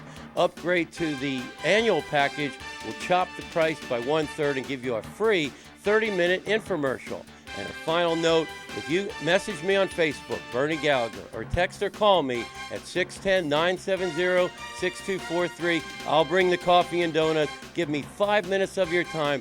We'll sit down, develop a business plan that will guarantee you new customers and make you a household name on the PCTV network. For more than 50 years, Pottstown Oral and Maxillofacial Surgery has served its community with expert dental care, offering patients dental implants and a full menu of procedures for many types of dental problems, including bone grafting, wisdom teeth, impacted canines, facial trauma, jaw surgery, oral pathology, TMJ disorders, and sleep apnea. Get the smile you've always wanted. Contact Pottstown Oral and Maxillofacial Surgery today. Top of the 5th inning here, St. John's College High School leading Springford High School 4-2. And we have a new pitcher in for Springford. This is number 26, Jacob Hammer, a junior. I don't show him having pitched yet this season, Mark, so another guy making his season debut on the mound. Well, their last pitcher gave them some really good innings after that unfortunate start, but it's kept them in the game, and we do have ourselves a ball game right now. We do. So, Nick Frankizenko leading off. He's 0 for 1 today with a walk. Scored a run. Comes out throwing heat.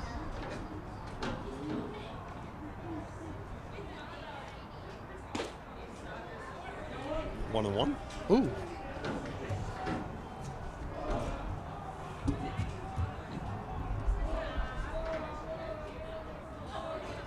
And a 1-1 pitch. Hit high into right field, going deep. And that wind's going carrying. way back.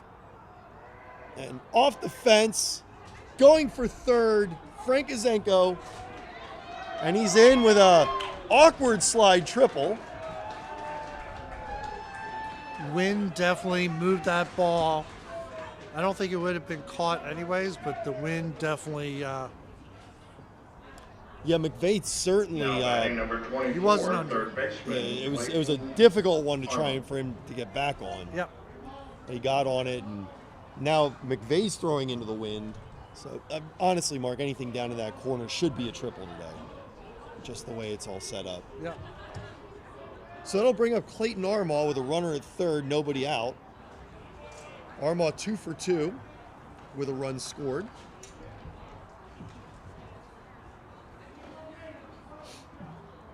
And the Cadets, who've been quiet since the first inning, threatening to build on their lead. They seem like the team that would do a suicide squeeze, but with this batter, I don't think they're going to do that.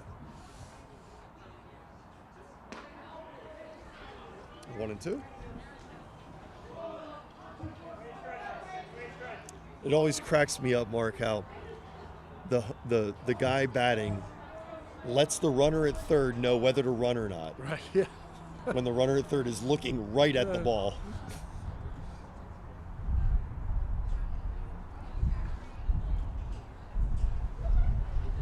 I think it's just reflexive. I used to do it too. Down low, bounces toward third base. They got a very nice bounce. They that did. came back into the line, so good thing the Cadets weren't running there. Credit to Ciccone also for setting up in a way that the ball would bounce that Absolutely. direction as well. He gets down on it. Yep. So after an 0-2 count, it's now 2-2. Swung right back to the pitcher. Hammer tosses over to Whitmer for the first out. Well, leaves Frankenzenko at third. Well executed play by the pitcher.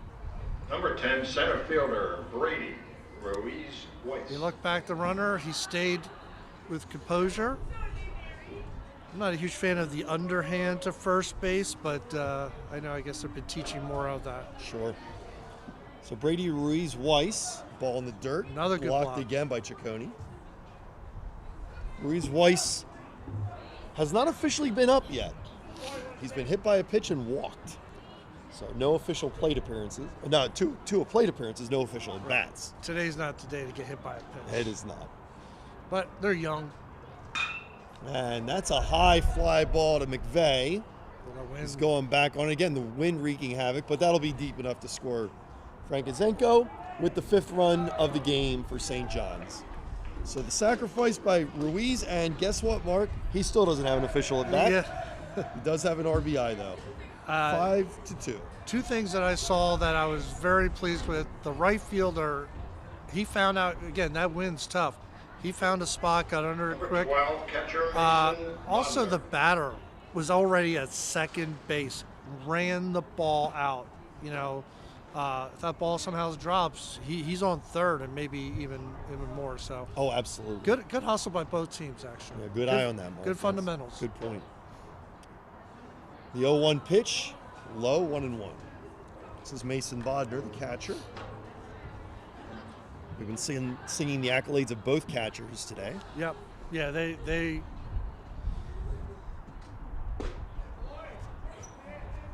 both been very busy too.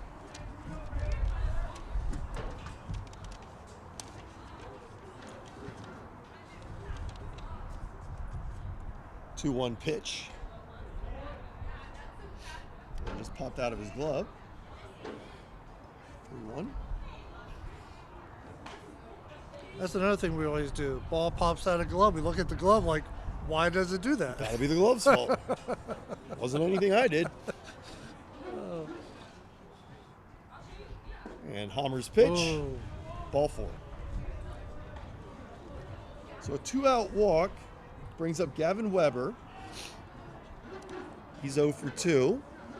And Number 27, brings out second baseman Gavin Adam Trock Weber. again as the courtesy runner for the catcher Bodner, which on a cold day like this, we will be thankful that we're not waiting for Bodner to get the tools of ignorance on between innings.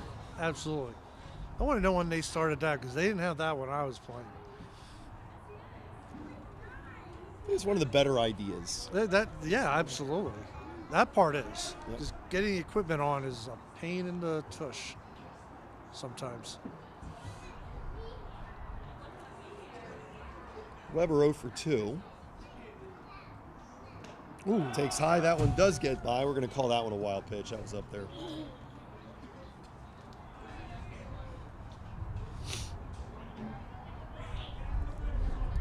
So Truck trots down to second on the wild pitch by Hammer.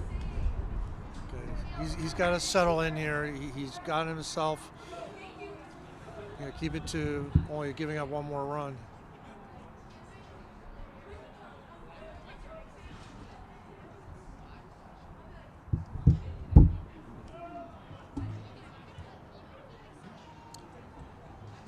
Ciccone asks for time. Goes out to talk to Hammer. Think they're crossed up, Mark? I think they were there.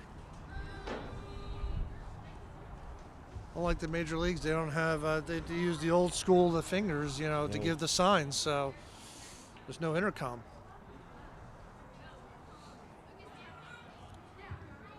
That'd be cool if we had an intercom. All we have are these microphones. I have enough voices in my head already, to let alone have someone else in my ear.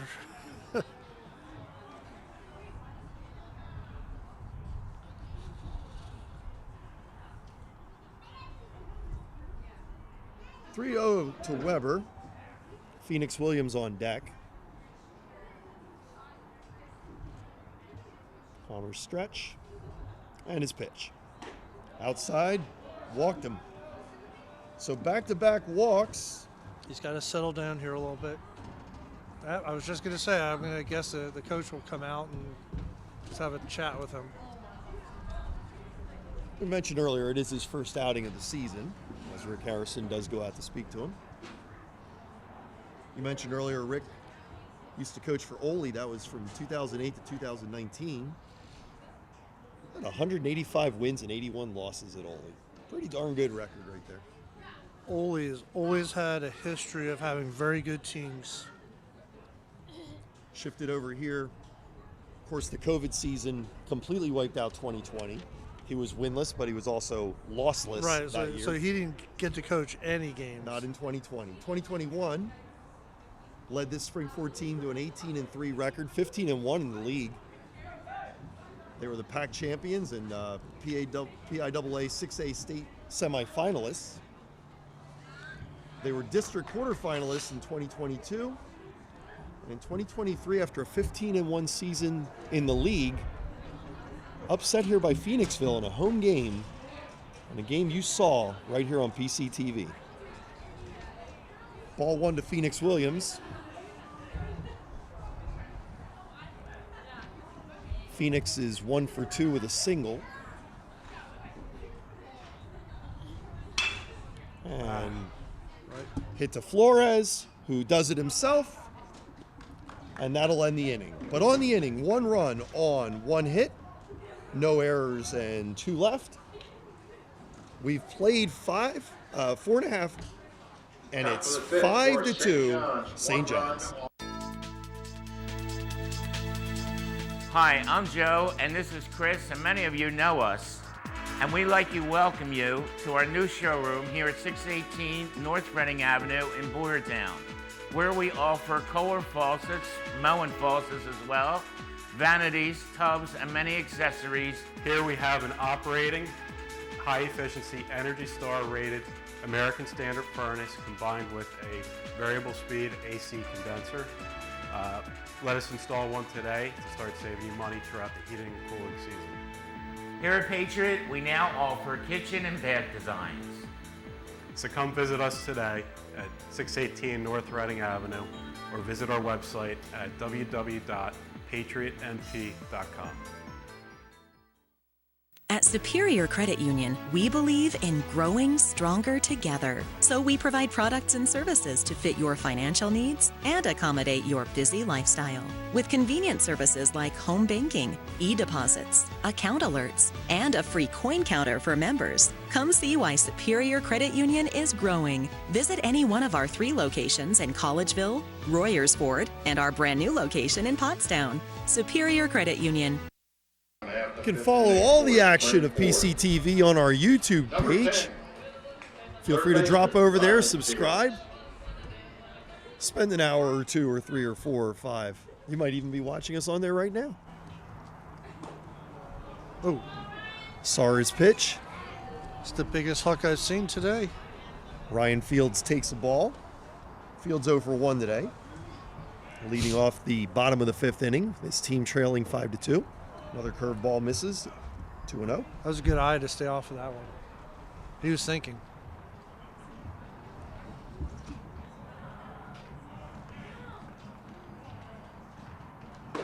Outside again, 3-0.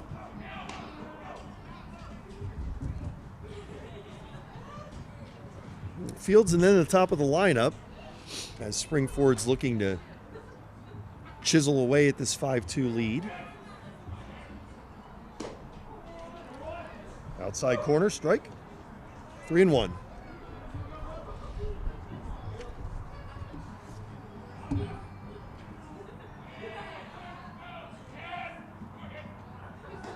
Another curveball. He definitely loves that curveball. And it's 3-2. But I think he's throwing heat here because he has some good heat. Right. Pulls the hook. And again, I was wrong. It's quite all right. We've all been there, Mark.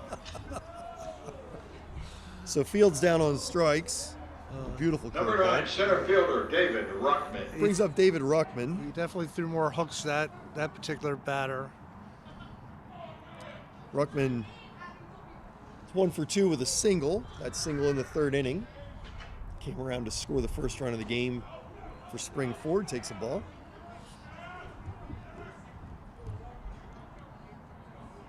And that single came with 1 out. So Do we know what year this pitcher is in?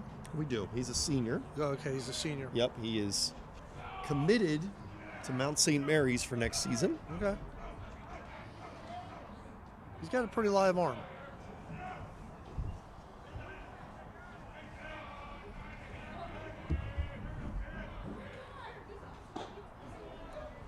Swing and a miss, 2-1. And he mixes up his pitches extremely well. So they do a good job at calling.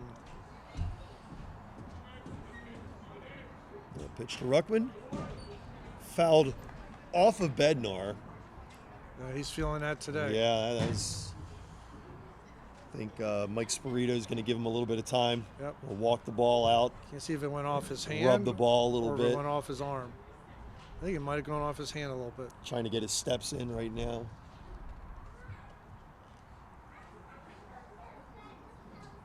Showing the young man pictures of his children, his grandchildren.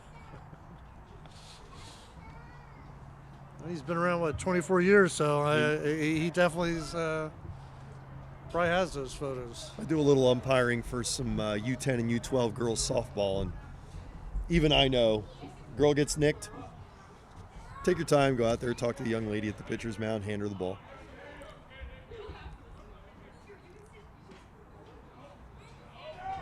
Outside, full count. That was close. I think he wanted that pitch by his reaction. David Ruckman was like, nah, knew it all the way. And ball 4. So Ruckman, a 1-out base runner, as he was back in the 3rd. Brennan McVeigh coming to bat with Ruckman at first, as he did in the 3rd. Number 1, Brennan McVeigh. McVeigh 0 for 1 with a walk. Also reached on a fielder's choice in the 3rd and scored.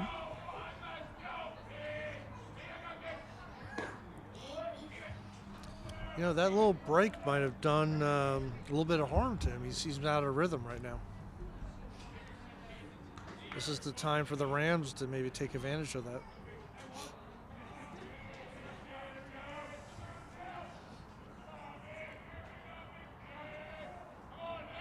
Time called by McVeigh, granted by the home plate umpire.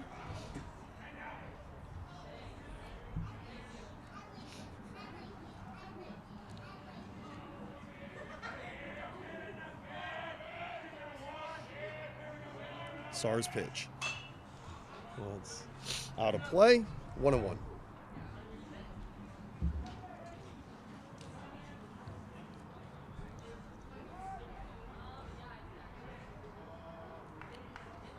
McVeigh, like many of his teammates, has a hoodie on under his uniform. Doesn't have it on with the helmet on, of course.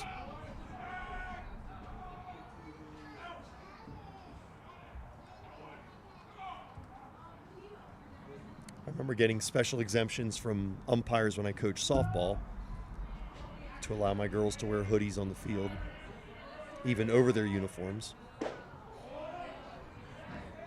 That's a called strike.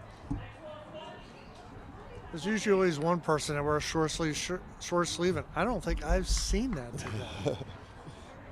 That'd be pretty bold today. There's usually always one player who's like, eh.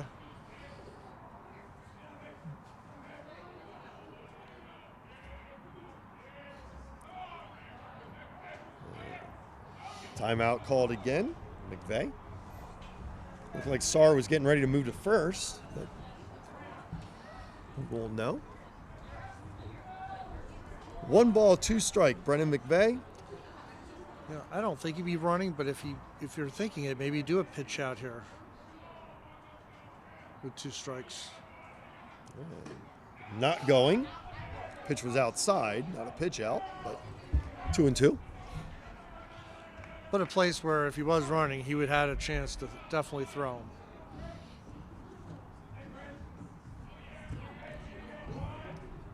And the pitch up and away again, and a full count again. And the catcher was thinking potentially he was going to run.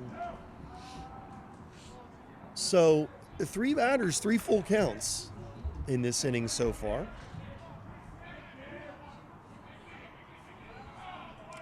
The payoff pitch to McVeigh. Nope, not yet. He's a decent lead, and the pitcher has really been focused on him. We'll see if that comes back to hurt him. We struck Fields out on a curveball. He missed to Ruckman on a curveball. Comes with the heat and strikes him out. Drop third irrelevant with less than 2 outs and runner on first, and so that's the second out of the inning. Shortstop. Brings up number Nick 7, Flores. Nick Flores. And see if he can do some 2-out damage here. Nick is 0 for 2 today.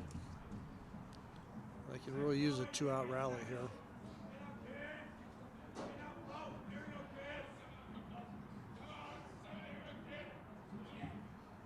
Yeah, the pitch, up and away. Pitcher's definitely taking more time coming to the plate with a man on first.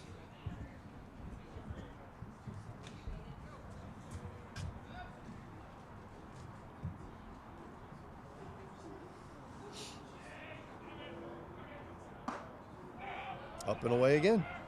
2-0. He's got a hitter situation here.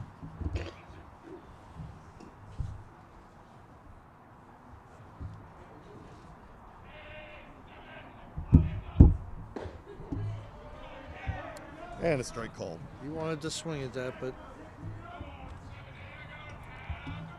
good patience.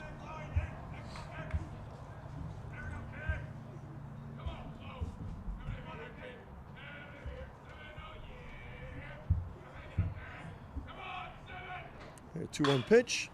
Popped up. And it's going to get out of play. 2-2. There's not a ridiculous amount of foul room here, but there is some room. A lot of room behind home plate. Absolutely, yeah. Ball gets back to the back. You've got one base, maybe two, depending on how it caroms. Sarr tosses over to first, trying to get Ruckman.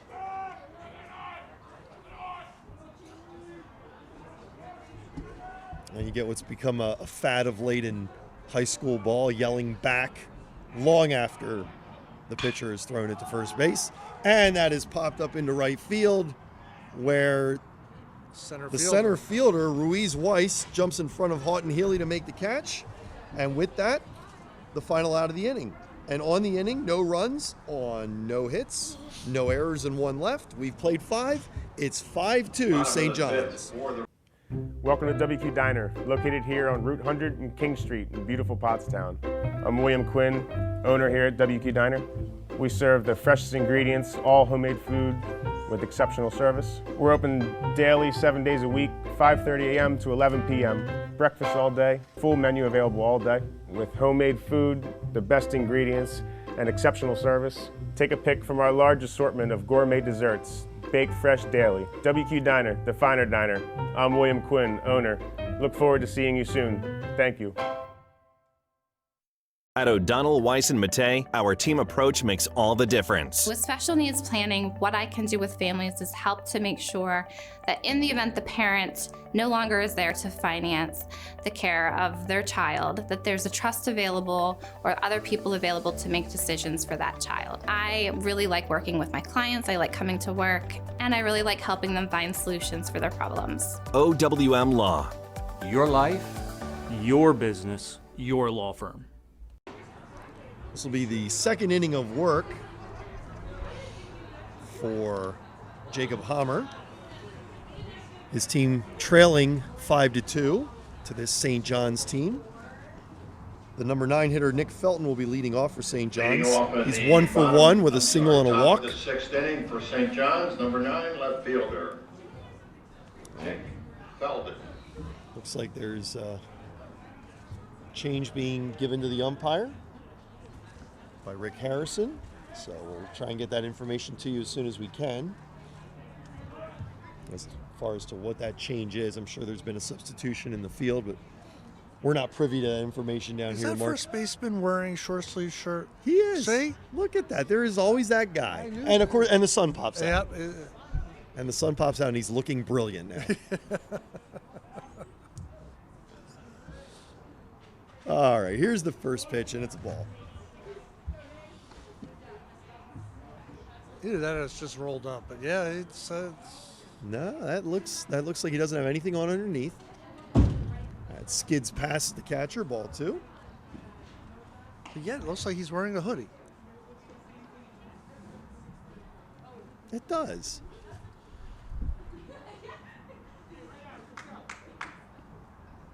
Oh, to be young again, Mark.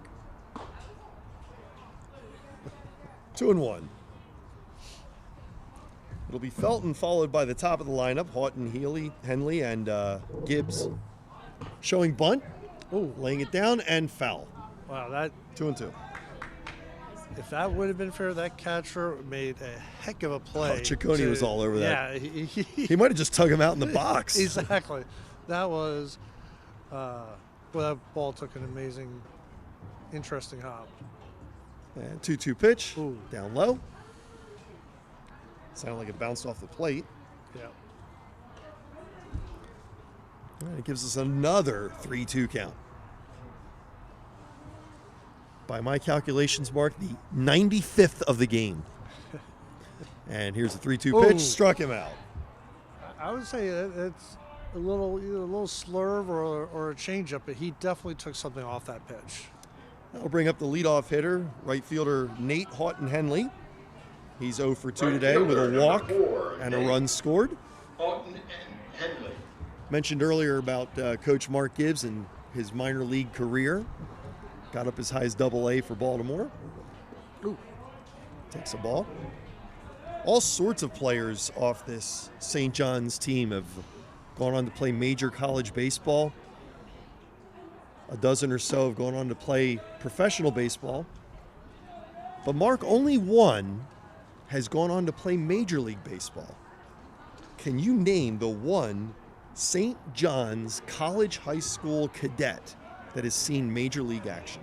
Well, if I'm correct, I think played for the Nationals. Ooh, you are correct about that. Okay, so I'm going to say L.J. Hose. You might be the most prepared person I've ever dealt with. Well done, Mark. L.J. Hose is correct. If my calculations are right, and that's a walk to Houghton Henley. So 1 out base runner. Believe he played for the Nats from 2012 to 2015. I vaguely remember him. Colin Gibbs. Don't know. He probably started for a spell here or there. Maybe filled in for an injured Bryce Harper or whatever. I think he was an outfielder, but L.J. Hose is the correct answer. All right, so that brings up Colin Gibbs. He's 0 for 2 with a sacrifice. And he was nicked with that pitch. Sounded like it. So second hit batsman of the day. Sounded like it got his bicep. And that'll slide Houghton Henley over to second. And bring up Frank Azenko with a chance to cause some more damage. Designated hitter, Nick Frankensenko. Frankensenko is 1 for 2 with a triple. Triple leading off the previous inning. He came around to score. Also scored in the first inning as well. Showing bunt. And because things take me a while to get, El Jose played for the Nationals, which is his home team. That's true. Yeah, good point. It took me there's a delay on it. It's like, wait, so he got to play probably in front of his family and things. Yeah. Excellent point. Which is pretty cool. Which, yeah, when you think about Mark Gibbs as well, playing in Baltimore for the Baltimore farm team. Yep, absolutely. Called strike is 1-1. Good little stories. So this is really an important sequence of pitches here for Hammer, trying to keep this a 3-run game. Yeah, they definitely don't want to give up any more runs if they can help it. You know, with 2 innings left, you're still within striking distance of keeping it a ball game. Palmer's 1-2 pitch. Ooh. Foul back. And we'll reset it at 1-2.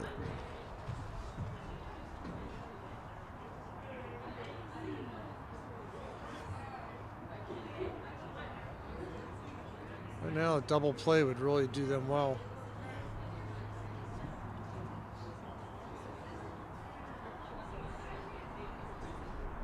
There's the pitch. Up high, gets past the catcher Ciccone, and the runners will move up.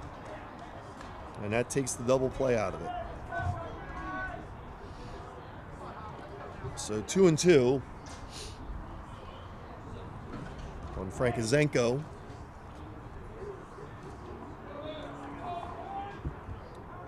He's his only out was a fly ball to center, so if he can lift a fly ball as he's done his last 2 at-bats, that will result in a run. It's an insurance run, as it were. He does lift a fly ball, but it's foul. And the infield is also playing in. Yeah, they can't afford to give up another run. Right. Yeah, they're playing in to keep it right now. Strikeout or pop up.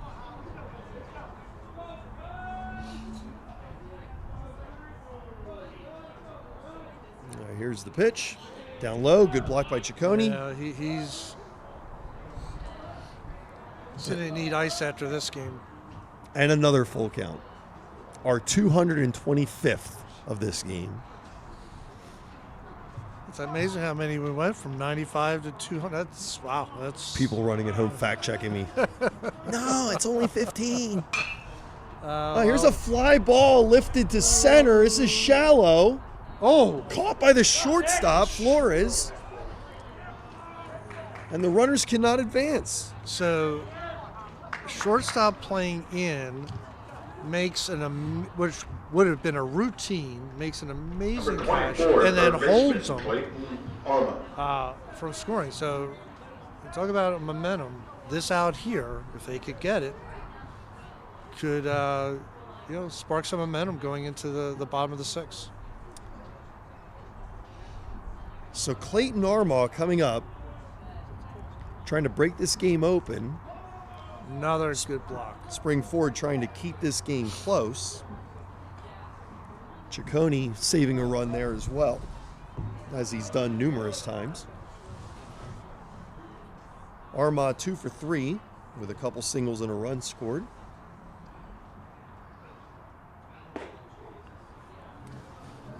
Came up last inning with a runner on third base, as you may recall, and grounded it right back to the first baseman.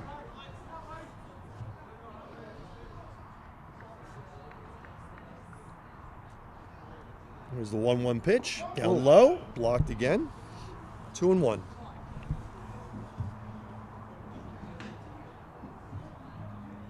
If this was a youth game, he'd be earning his orange slices.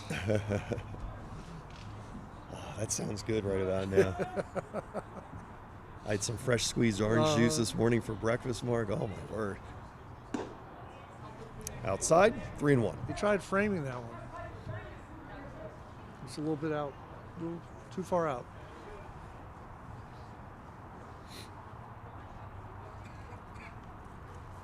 Was Hammer working from the windup, down low, ball 4. And that'll load up the bases. Okay.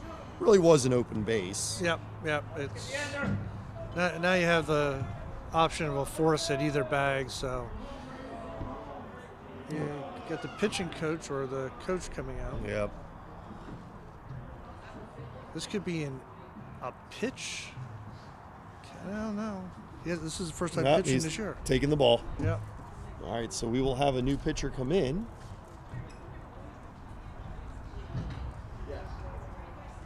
Bases loaded. Clayton Armaugh at first. Colin Gibbs at second. Nate Healy at third. We'll be back after this break. Butter Valley Golf Course, conveniently located in the quiet rural setting of Valley, PA, just off Route 100. One of the nicest, most affordable 18-hole course in the region. With changing elevations, challenging greens, and scenic fairways, golfers of all ability levels are sure to enjoy their round. Butter Valley Golf Course is a great place to enjoy the game of golf with friends or family. young and old alike. Grab some buddies and grab a meal at the Runway Grill before or after your round. Butter Valley Golf Course.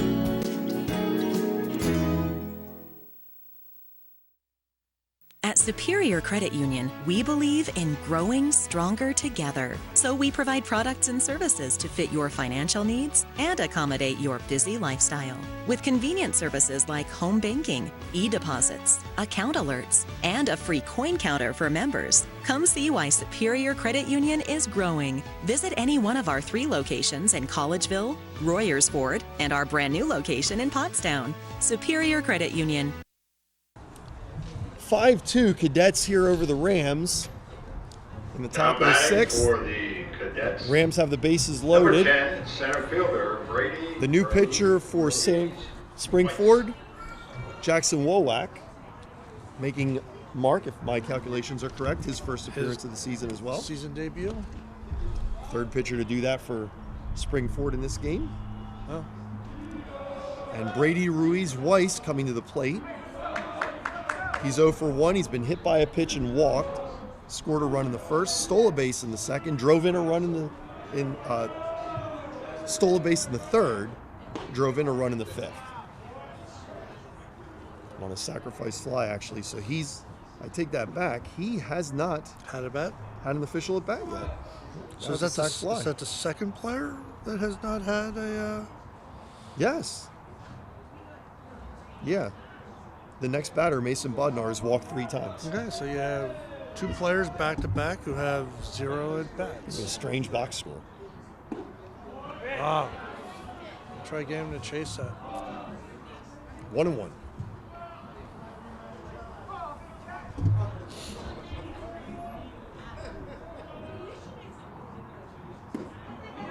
Two and 1. You really, I mean, this is the obvious, but you really don't want to go 3-1 here. No, Wowak definitely has to get him to chase something here. No, he did not. So, 3-1. Well, if you're the hitter here, you're looking at a ball down the middle. I mean, you're looking to drive it. Tough situation for a reliever. Here's the pitch. And it's grounded softly to Dunleavy. And could not come up with it. Yeah, and I don't think it was hit so soft. I don't think he would have had him. Yep. Well, we'll see how they score that. And I guess it's going to be a hit. I think they gave him a hit. Yep, they did. Yeah, that ball was a great pitch. That ball was weakly hit, and yeah. Catcher number 12, Mason. Second base Bodnar. was playing at the back part of the dirt in the outfield, so there's nothing you could really do with that. So give the RBI to Ruiz Weiss, his second of the day. Run scored to Houghton Henley, his second of the day. And a 6-2 lead for St. John's. The batter, Mason Bodnar, the catcher. As noted earlier, he's walked twice, and he's ahead in the count 2-0.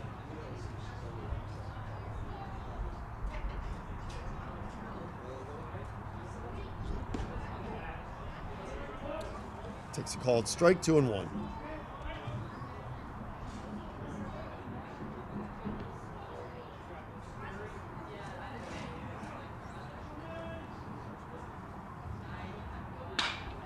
That's hit hard but foul. It's not the catcher, is it? 2-2.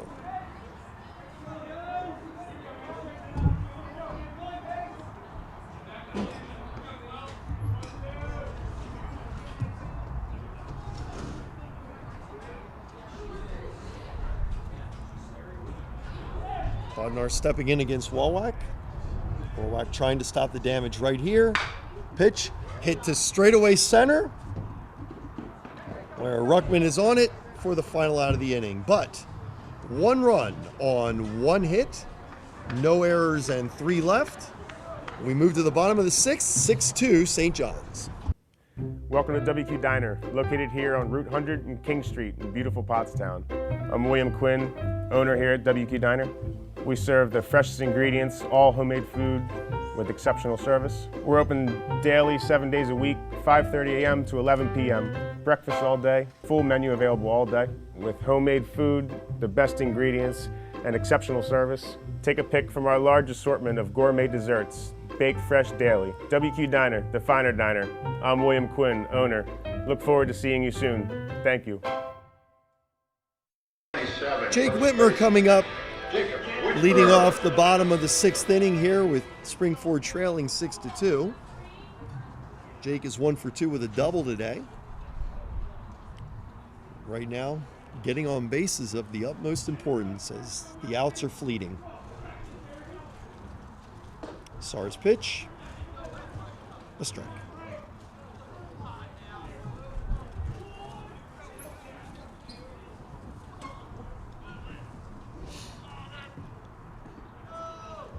Low and away, 1-1. Oh, he's feeling that. That one got Bednar.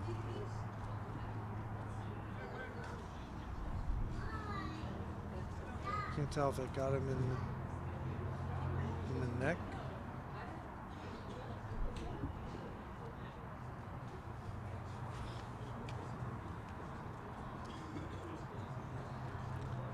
That might have. Yeah, I think it did. Yeah. He's rubbing under his neck. Yeah, he was. Yeah, you remember Yeah, he's giving the thumbs up. catchers used to wear that little apparatus that would hang down. Yep. And then they created these masks that are almost like full face masks. Yeah, like the hockey masks. Yeah, the hockey mask type of thing. But every once in a while, balls sneak down there. You know, lift your head, pop in there.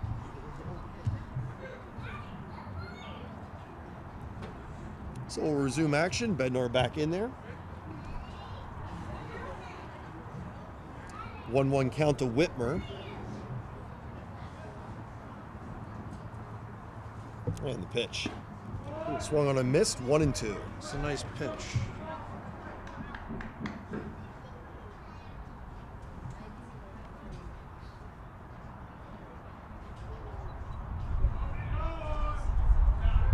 Sar working from the stretch. 1-2 pitch up high. 2-2.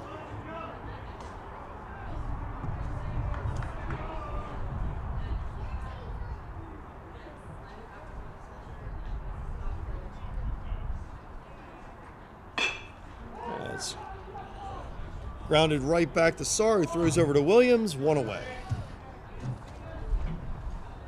Nice play by the pitcher. Threw it overhand versus that underhand. Just always afraid when they throw it underhand to first. Number 8, and designated Harper did that hitter, the other night. Micah I thought they were going to Seitzinger. just throw it right over the guy's head. So Micah Seitzinger coming up with 1 out. He's 0 for 2 today.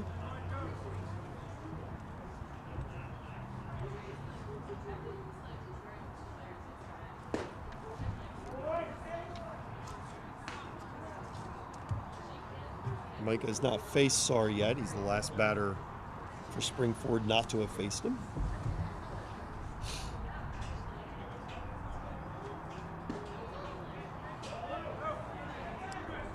Call the ball, 1-1.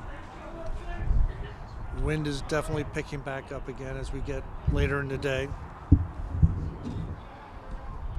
Blowing in a little bit. It is. 2-1.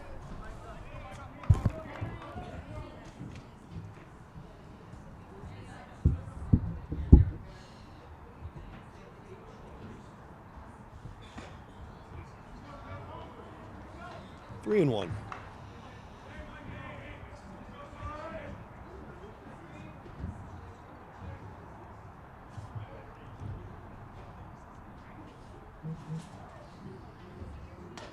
And Seitzinger gets on with a walk. So a 1-out walk brings up Ryan Ciccone. He is 1 for 1 Number 16, Ryan Ciccone. with a walk and a single. Well, we're looking for a 1-out rally right now.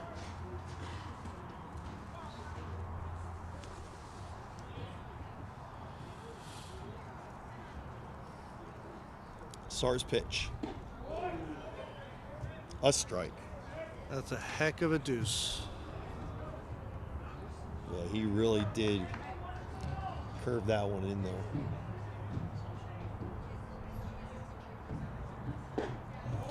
Strike two. Yeah, so he's throwing somewhere between, let's say, high 60s, mid 70 deuce, and then a high 70 to low 80 heater there.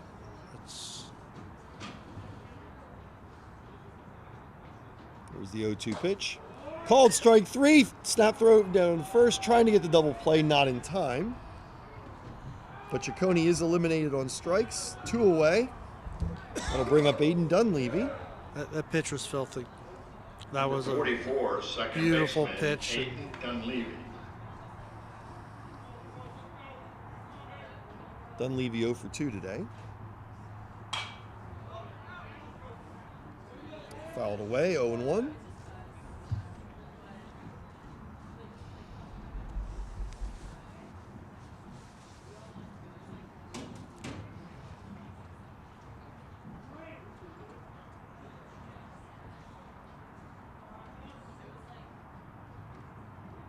And the 0-1 pitch.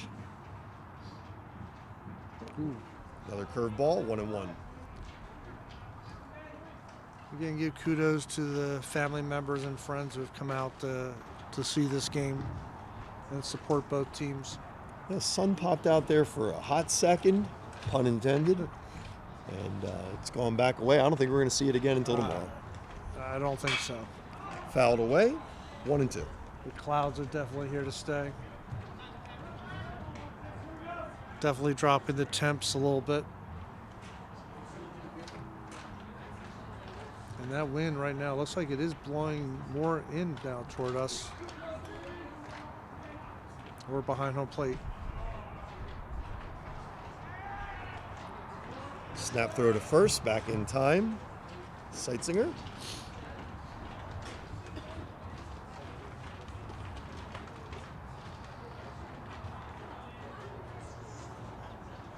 SARS pitch to Dunleavy. He's popped up down the right field line. Williams will run out of room. And we'll do it again.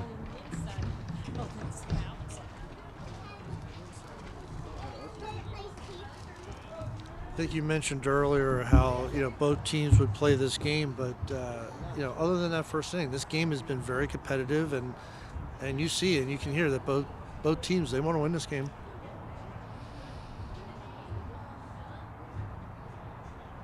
There's the pitch, fouled away. And I think the coaches are coaching it as as something that they both want to pull off. As you alluded in the pregame, you don't want to get any injuries here, but you also both want to walk away with a win. So not necessarily a win at all costs, but a win would feel good. Ooh. Struck him out. So for the inning, no runs on no hits, no errors, 1 left. We've played 6. It's 6-2, St. John's. Looking for family-friendly, pet-friendly waterproof floors? Carpet One has you covered. With a huge selection of waterproof flooring, including luxury vinyl, laminate, tile, and introducing Oath by Resista, the next generation of waterproof carpets. Soft, lush, and ultra tough. Spill, soil, and bleach resistant. With a 10-year no exclusions warranty. Carpet One Floor and Home, your choice for waterproof flooring. We have Gavin Weber leading off the 7th inning here for St. John's. And we have a new pitcher in, Jason Earhart. Waiting for the music to stop. And it just did. Now catching for Springford, number 24, Cooper Nelson. Looks like they put some subs in. Brand new battery, yep. Jason Earhart doing the pitching, Cooper Nelson doing the catching. Now batting for St. John's, number 27, second baseman Gavin Weber.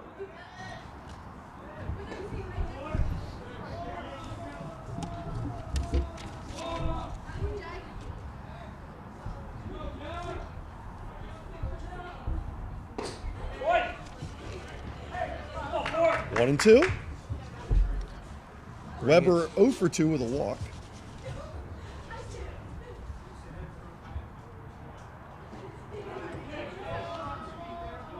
Two and 2.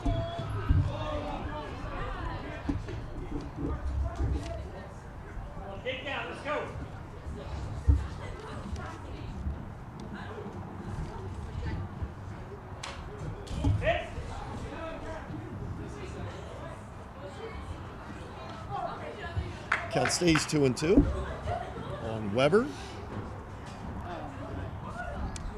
Earhart, the 5th pitcher of the day for spring forward. Full count. Seen a lot of that today where pitches have sailed over the catchers. Yeah, you mentioned early on about the grip being difficult, and I think we're still seeing that.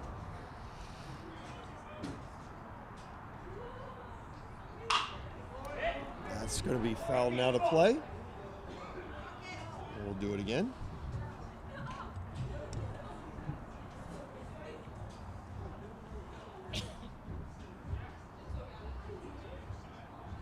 Here's a 3-2 pitch.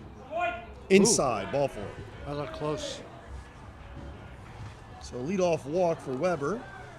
Brings up Phoenix Williams.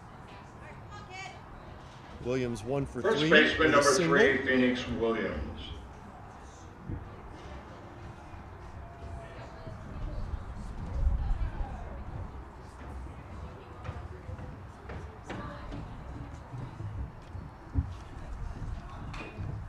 Shows bunt, fouls it away. 0-1.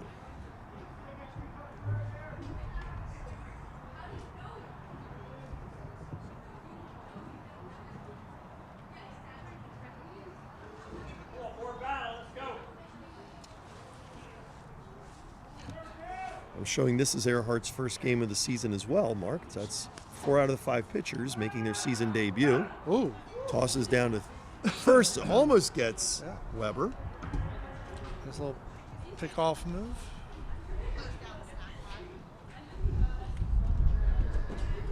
Count 0-1 on Williams, squaring around to bunt again. Looking to lay it down, pulls back, takes a strike. 0-2. They'd definitely like to get one more insurance run if they could. Only being up 4.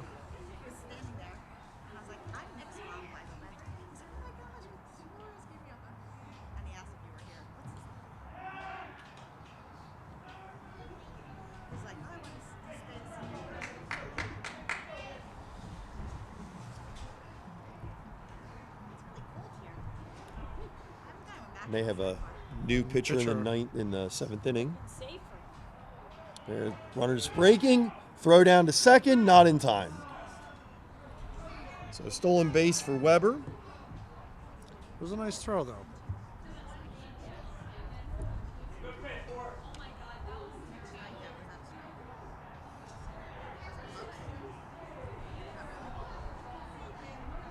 One-two count on Williams.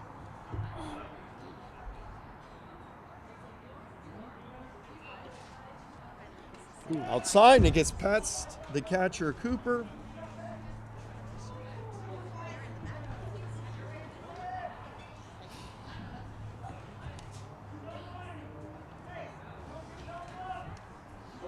And the runner at third base.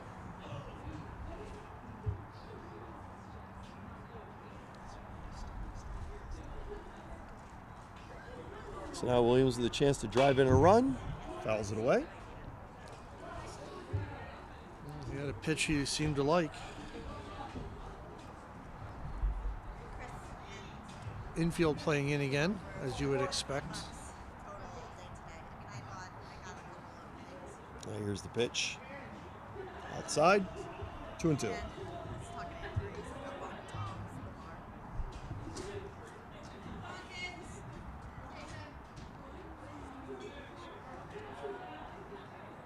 Now here's the pitch. Ooh. Swung and a miss. Big out, big out. One down. I'll bring up Nick Felton, the left fielder. Left fielder, number 9, Nick Felton. He's 1 for 2 with a single and a walk.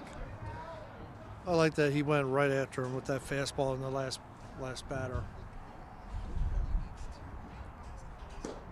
Curveball misses outside, 1-0.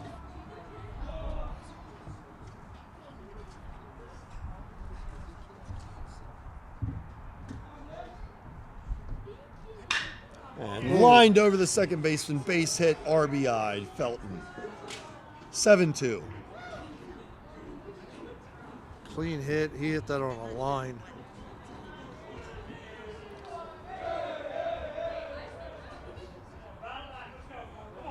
So, 1 run in each of the last 3 innings has turned a 4-2 game into a 7-2 game.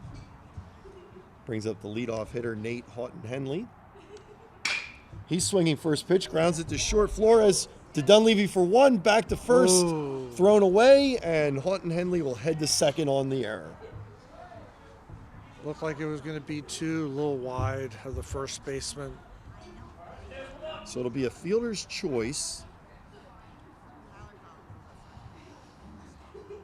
Now batting number 6, shortstop And then Colin error on the second baseman, right?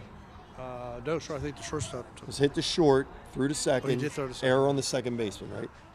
Or did he take it himself? I thought the shortstop took it himself. My mistake there. Okay, so regardless, But I could be wrong. Houghton-Henley is on second. It's cold. My eyeballs are shivering. There's a ground ball straight down to third, picked up by Fields, throws down to first. Beautiful. Oh. Thought Whitmer had it. Yep. Thought he had Real the nice scoop. play by Fields. Yeah, he had to rush it, and he was playing that turf bounce and well, in this case grass. But yeah, I mean the first baseman thought he had it. It was a nice play. It just That'll go in the books as a bunt single. that was a heck of a bunt. Certainly surprised everyone. So 2 away, runners at the corners for Nick Frankizenko, who hits it to straightaway center field, and it seems like that's happened quite a bit, where Ruckman makes the final out. But another run on 2 hits, no errors, 2 left. We go to the bottom of the 7th, 7-2 St. John's. Hello, everyone. I'm Bernie Gallagher, TV sports broadcaster for PCTV Network, here at our Master Control Room with our Managing Director, Gus Pellet, on the campus of Pottsgrove Senior High School. Red alert. Business owners, advertise on PCTV. Why? We're running a sensational TV commercial package right now. 500 commercials in 90 days, free halftime interview, free weekly promos, and your commercial will air every night between 5 and 11, 5 times, most notably during live primetime sporting events. Upgrade to the annual package will chop the price by 1/3 and give you a free 30-minute infomercial. And a final note, if you message me on Facebook, Bernie Gallagher, or text or call me at 610-970-6243, I'll bring the coffee and donuts. Give me 5 minutes of your time. We'll sit down, develop a business plan that will guarantee you new customers and make you a household name on the PCTV network. So TJ Schultz leads off the 7th inning, hits his first at bat of the game. He's been in as a courtesy runner a couple times. Replaced Brett Westcott a couple innings ago in left field. That was the substitution we were trying to get to you. 1-1.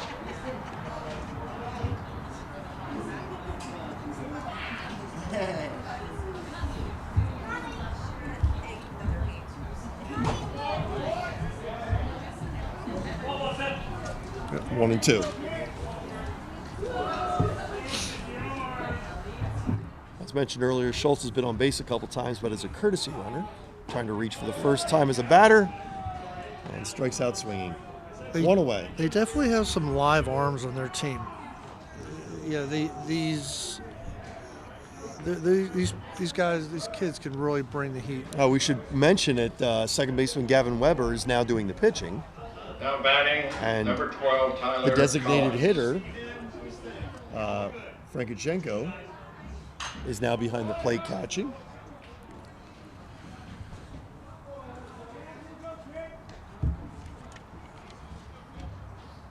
And Tyler Collins is batting for Ryan Fields.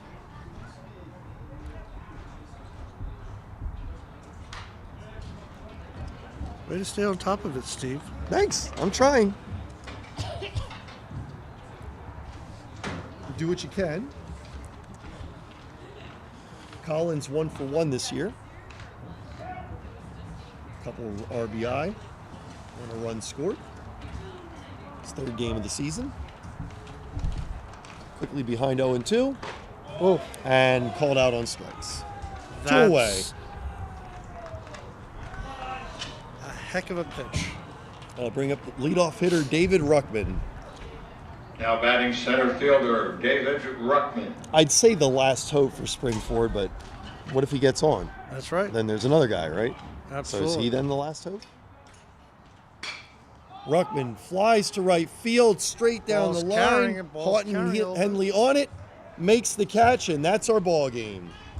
And So in the that's final the ball inning, game. The no final runs, score no for hits, St. no John's. errors, and none left. 7 runs, Our 8 final hits, score here 1 from error. Rams Stadium, For the Rams, St. 2 John's runs, 7, 3 hits, and 3 errors. Springford 2.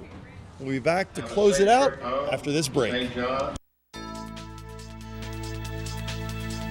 Hi, I'm Joe, and this is Chris, and many of you know us. And we'd like to welcome you to our new showroom here at 618 North Reading Avenue in Boyertown, where we offer Kohler faucets, Moen faucets as well, vanities, tubs, and many accessories. Here we have an operating, high-efficiency, Energy Star rated American Standard furnace combined with a variable speed AC condenser. Let us install one today to start saving you money throughout the heating and cooling season. Here at Patriot, we now offer kitchen and bath designs. So come visit us today at 618 North Reading Avenue or visit our website at www.patriotmp.com. Welcome back to Rams Stadium, where we just watched St. John's defeat Springford 7-2 in a very well-played game, I thought, Mark. After a 4-run first inning, Springford hung in there and gave them everything they could. They did, and I think going into next week, their morale for the way they chipped back, they played, and they had some opportunities. But, you know, the other team had some live arms, some good plays, ball bounce. But they should, you know, Springford going into next week should not be hanging their heads. They should be, you know, looking forward to it. I think they, at the end of the day, they did the best they could. Yeah, you expect maybe a little bit of sloppy play on a cold day and a windy day like today, but we really didn't get that. A few errors here and there, but really well played game. Oh, and some amazing plays. I thought today really the catchers play on both sides were amazing, and it just was overall really good game, I think, by both teams, and a lot I think each of them can take away from this game. Well, we hope you enjoyed watching it as much as we enjoyed bringing it to you. For Mark Goldstein, I'm Steve Karabatis. Thank you for watching the PCTV Network. Take care.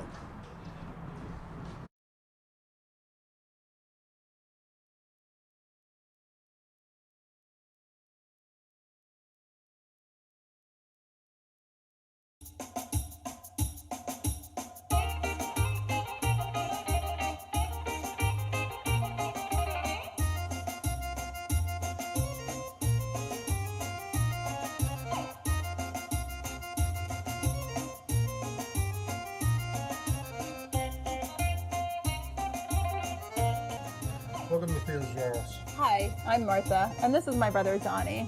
Our parents, Theo and Maria, started this business here at Quakertown Farmers Market 34 years ago.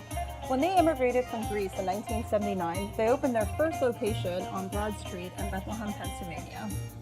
We've also been doing Music Fest and Celtic over the years. Over the years, we've developed a great customer following and are known for having the best gyros. We use the freshest ingredients and make our own tzatziki sauce daily. Pair our gyro sandwich with fresh cut fries. Let's make them break and add feta cheese. Finish it off with a piece of baklava. Hi folks, how are you today? Good, how are you? I'm doing well. How can I help you today? I get a gyro, no onions. Of course. Anything to drink for today? I'll have a birch beer. Yes, sir. We only have one size. Is that okay? Yeah. Great. Any fries or pierogies for today? Side fries. Yes, sir. I'm Theo, and I help out my aunt and uncle at Theo's Gyros. My grandfather and my grandmother started this restaurant 30 plus years ago, and we're still going strong. Thank you for coming in. I'd like to say, in my best Brooklyn accent, Theo's is the best. We've been coming here for 20 plus years. 35 miles from Clinton, New Jersey. We've been to Athens, my wife and I, and we asked for a gyro. And we concluded that Theo's was better, and we've told them.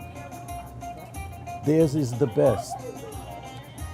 The service here is wonderful. Theo, little Theo, who's about 6 foot, Maria, Joy, Martha, and Don. You couldn't ask for better people. You leave here with a smile.